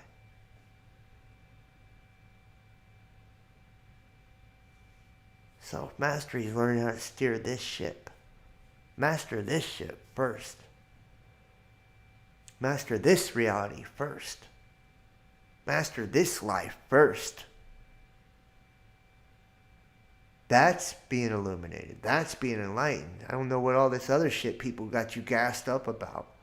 Like if you know a bunch, that puts you there. There's always someone that'll know more. Guarantee that. Guarantee that. Are you living, breathing, everything from your heart? Have you connected this and this? Do they operate as one? Does your life flow through you? All the way from your toes to the top of your head? Is it all in balance? Would you know how to navigate the world without your body? Or do you still think you are your body? What are the thoughts that are in your mind? Seriously. When you wake up, what's the first thought that enters your mind? Is it to give thanks for waking up?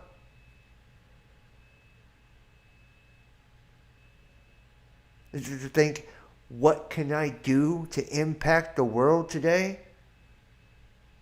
How can I be more? How can I be greater? How can I help someone? How can I love someone? Or is it, how can I make my life better? How can I serve myself better? I need to do this and this and this. Do you see the difference? So easy. So easy we get pulled off track. So easy. And that's why even myself, when I'm doing videos and stuff, I have to switch it up. I do the goofing off and laughing for a little while. Then I do a little bit of ranting and it's like, whoa, I'm too far to this side. I need to come back. I need to come back to me. You know, I need to come back to me. The real me. Because I've done gotten to the persona now. I've done gotten to the projection now. Too far out. You know, this really is serious business. It's okay to laugh. It's okay to clown. It's okay to be angry too. It's okay to have emotions and feelings and express them and concerns and thoughts and all of those things. But it's not okay to let them dominate you or let them control you. You control them.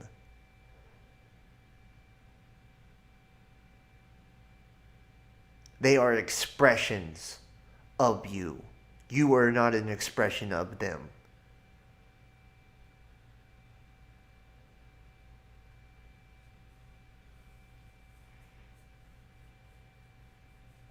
So let's put some love out there, right? Let's do some good things and do some positive things. Let's not lower ourselves to the world. Not another day if we can help it. We're more. We're more. I promise you, we're more. We're bigger than this. This place ain't big enough for us. And we've outgrown it. Or we're outgrowing it.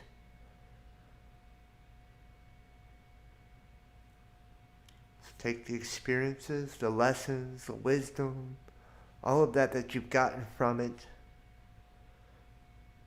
right? And take what you need. Leave what you don't, though. Try to let the other stuff go. It's hard to operate against the laws of this reality. It is. common sense would dictate, right? I do it all the time. I think in my life of like, well, if I do this, well, that's going to put me behind on this, or like, and I think in a worldly manner. It's like, whoa, why am I doing this? Why am I playing by their rules again? How did I allow myself to play by their rules again? I become a slave again.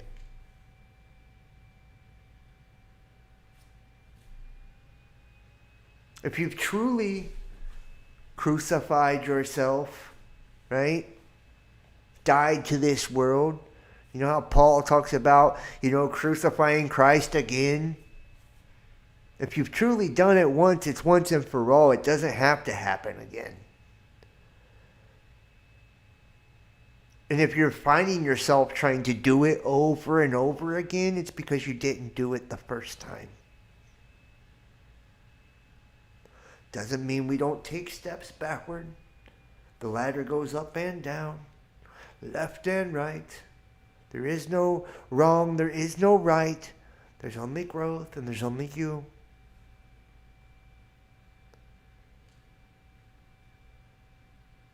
But if we find ourselves trying to crucify ourselves again and again and again, we didn't do it right the first time.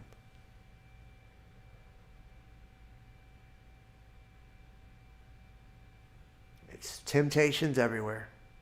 It's all designed to suck you back in, piece by piece and bit by bit.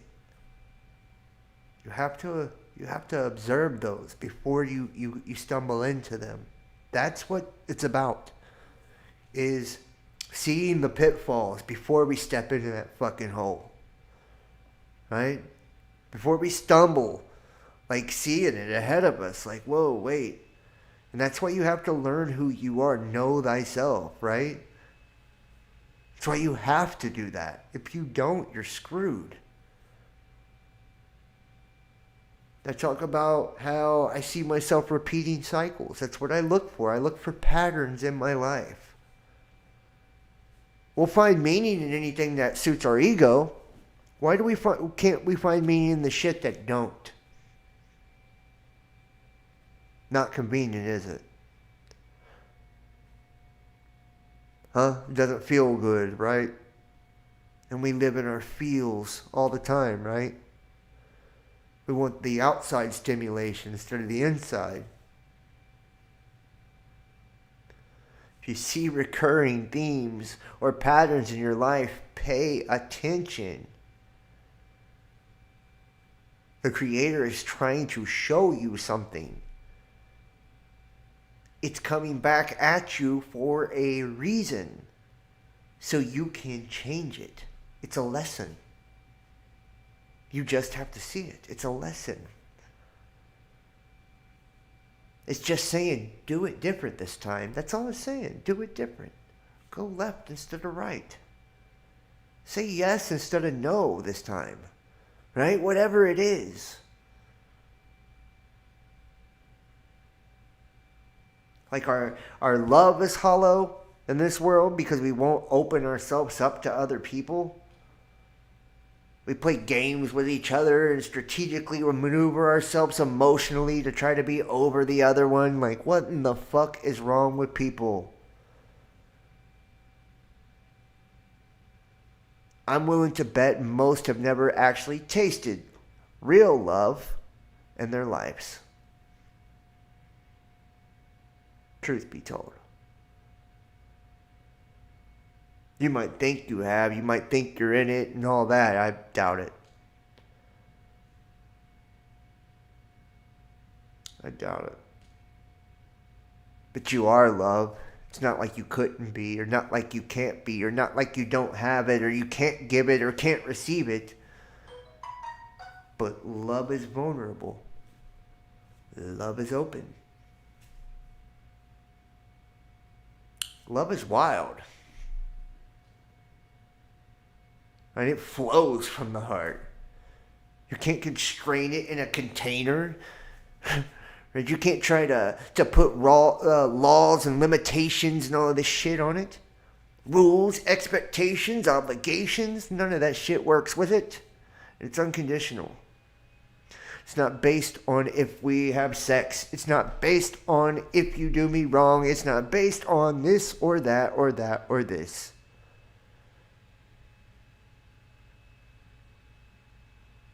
And you either have it or you don't. You either give it or you don't. And if you don't give it, you'll never ever receive it. And the universe might ask you to give and give and give and give and give till you prove you're worthy of it. And that you understand it. And that you know it and that you are it.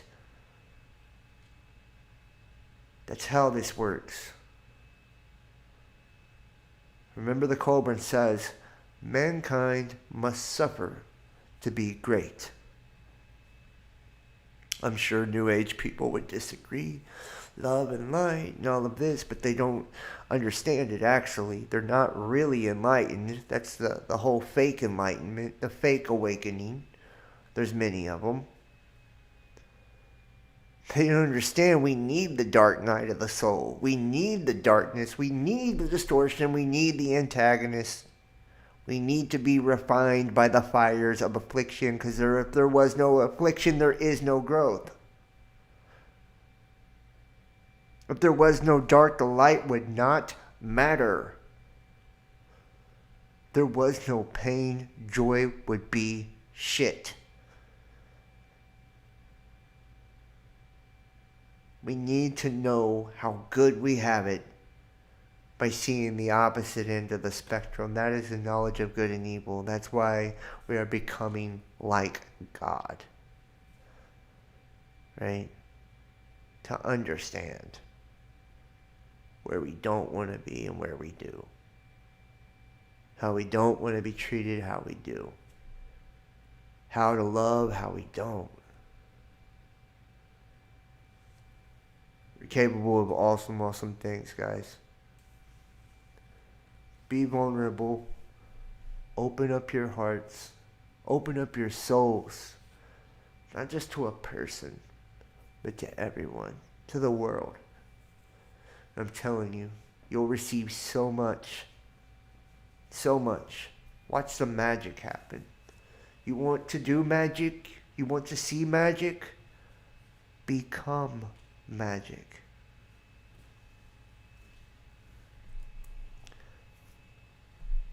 Thank you so much, guys. I love you all, man.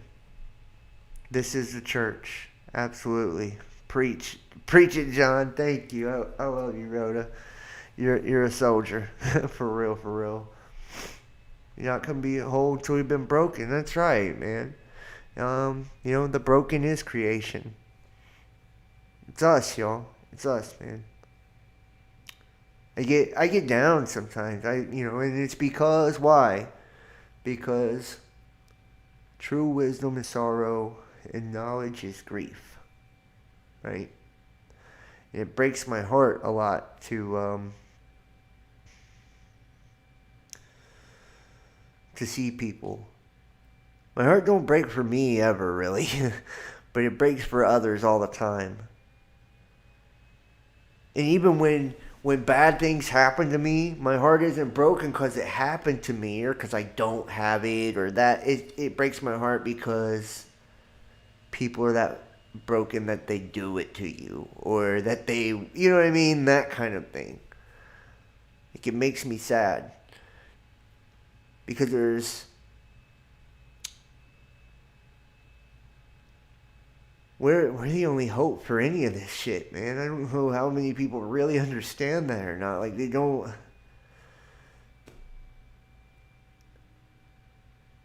As hard as I try, I can't convey that message either.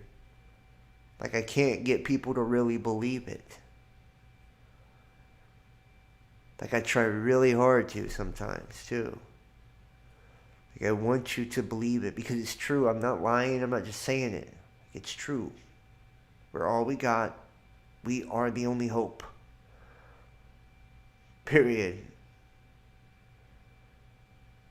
And then I see us fall short, like in things we should be so far past.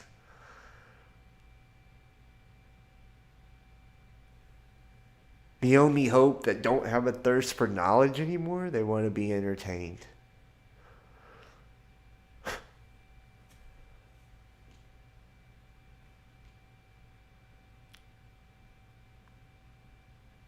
You know, the only hope that can only focus on self and not everyone else, fuck, we're screwed. Like when I see those things, it devastates me almost. It's like, what? Not you too.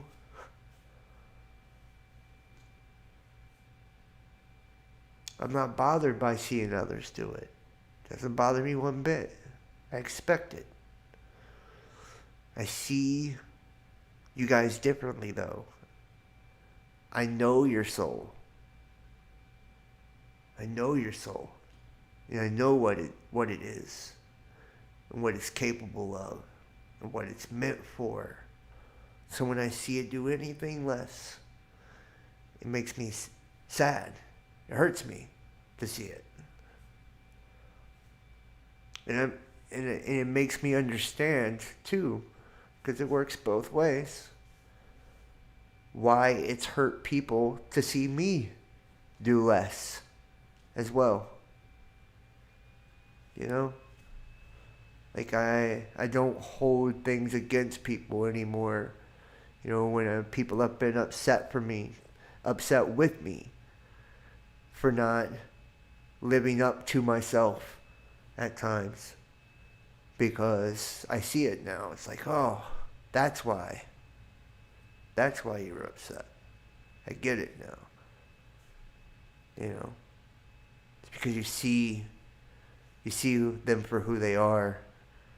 And you can't see them as anything else. Even if they don't see it, you can't see them for anything else because you've already seen. You can't unsee. You know, you can't unsee. You can't go back. Once you know, you know. And now it's a great, great responsibility on how you live after. What you do with that knowledge. It's a temptation every day. And people probably, you know, a lot of people say, oh, no, John, you're a good dude. You'd never do that. You don't know. I've been tempted for years to use the knowledge to harm, to help myself. We've all got selfish bones in our body, you know? I've been tempted to do it too. Like, damn, man, what if I just, you know, I did this and done this for myself and, you know, like, it's a great responsibility, the knowledge you have. Seriously, I want you to understand, like, what you have is like a precious, precious gift, and only very, very few have it. Very, very few have it. Very, very few can even hold it. It takes a special container, a special vessel to even be able to hold it.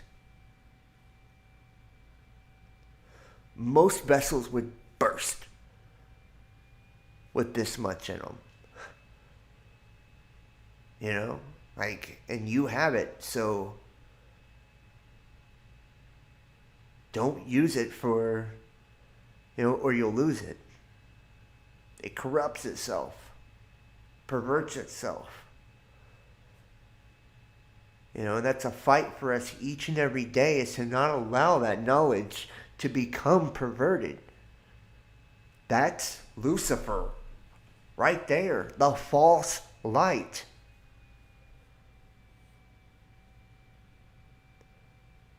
The craft. What are we crafting?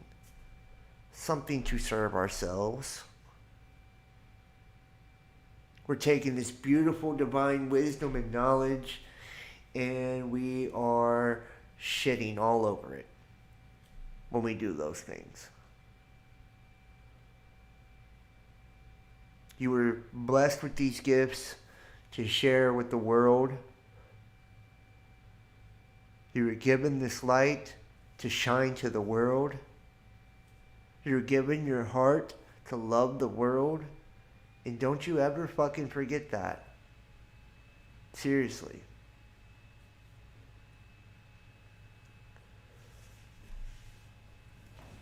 Because we need you. Every one of you, we need you. I need you. So, we all need each other.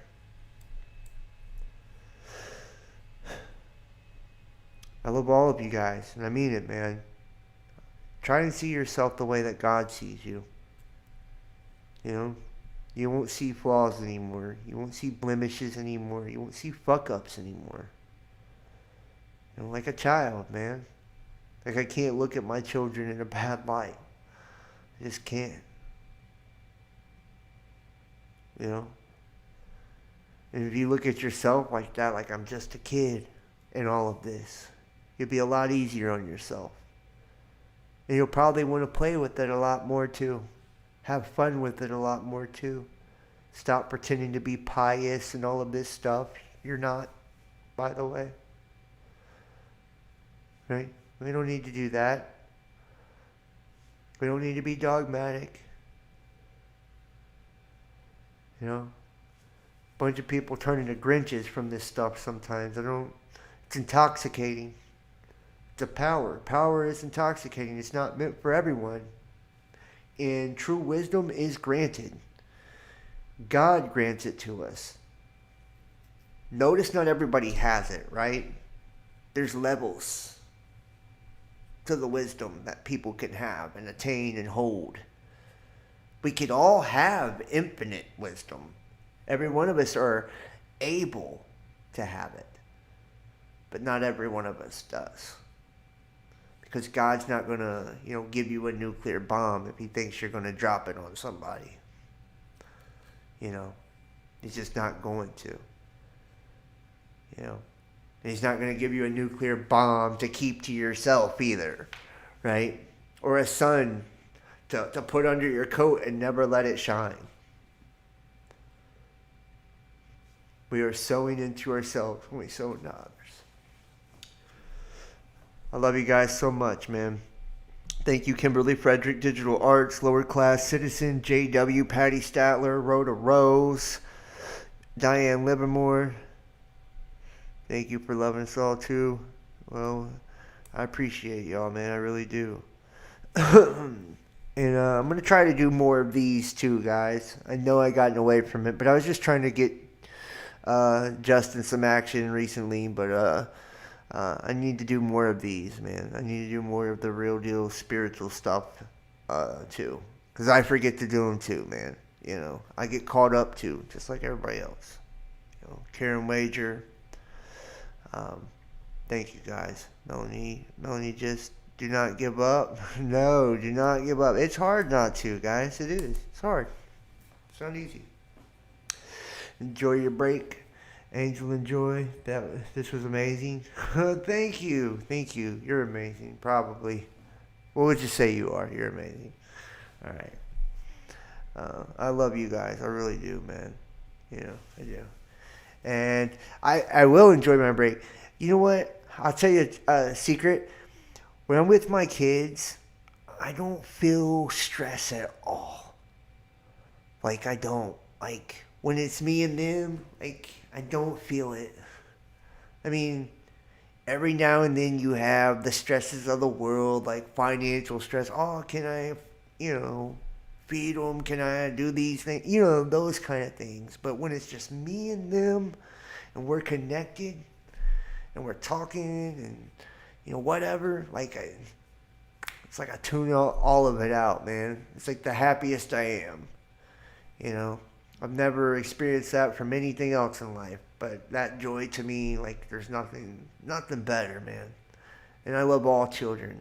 And you know what's crazy about it, and I truly believe this too? My children are easier to teach this stuff than adults. Believe it or not. They're more open to it. Kids are so innocent with their knowledge and stuff, like, they don't have a preconceived notion of anything. They're not trying to be someone else. They don't have an ulterior motive. They're not self-serving. It's crazy. It's like, you see how we get conditioned away from our natural state, so much so, like we become alien to what we really are. It's just, hang out with a kid. I'm serious. Hang out with a young kid and then see the difference. Right? Talk to them about good things, beautiful things, love. See what interests them. See what makes them tick. And you're going to be blown away. You're going to see the wisdom in a child that's inherent in all of us that they haven't covered up with their ego and what the world tells us to be. It is crazy. All right. Thank you so much. I love you, Shelly. You feel the most at ease in yourself with your kids? That's awesome, man. That's awesome. And I'm sure you have very beautiful babies. All babies are beautiful. If you tell a kid God is love, they're like, duh. Yeah, they are too. Kids don't lie too. They might even say some shit that hurts your feelings just to tell you the truth. Like, I remember when I was...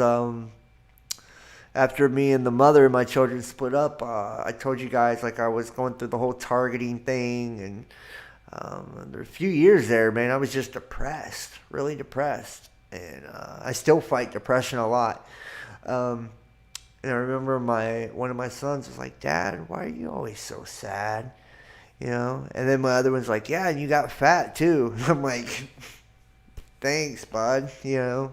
And it was like such a big wake-up call to me too, like to see that my emotional state was rubbing off on them. Like, it hurt them to not see me at my best or to see me fulfilled in life. So it really like inspired me to, you know, to like get myself back together basically, and, you know, pursue happiness, because, you know, even a young kid could see, like, that's not what you're supposed to be in, you know, and we get that way, man, right? When we get down, it's easy to detach from the world, and we get to a certain point to where we're, like, in total apathy, you know what I mean? Like, we just don't even try at all for anything anymore, and that's a bad, bad place to be in. I've been there, you know, so, yeah. I love you guys. I'm not fat anymore though, so, and that's because I got happy, right? I pursued the happiness, you know, like, and I found it not in, and we a lot of times think that it's in this or that. You know what? I found it in myself, and I found it in my children, and I found it in my work. You know, like, I found it in things like I already had and just didn't see it in, I guess, you know. So, all right, y'all. Thank you so much. I love you all. Please hit the thumbs up. Please share this. Please comment after the video. Subscribe. And if you guys can, please support me, man. I would appreciate it. All right. Remember, Jesus is the truth, the way, and life. God bless you all. I love you. And I will see you next time. Y'all have a wonderful, wonderful week. Peace.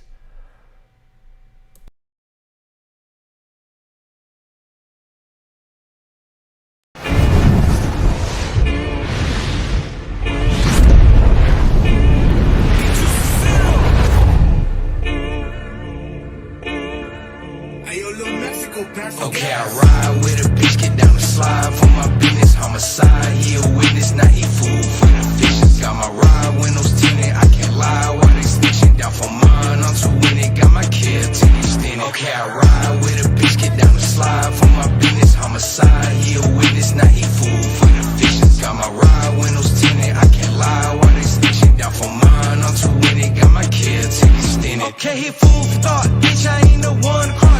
Sticky shit, get stiff on tongue and shit and moving wrong. I just did a movie, though. Catch me on the big screen. I was popping Perkies with a Zembic juice, be sipping lean. Get these labels on for me. Sold my soul up to the grave. Running M's up with my bread and wouldn't have no other way. I ain't got no time to play, so hurry up, that's on delay.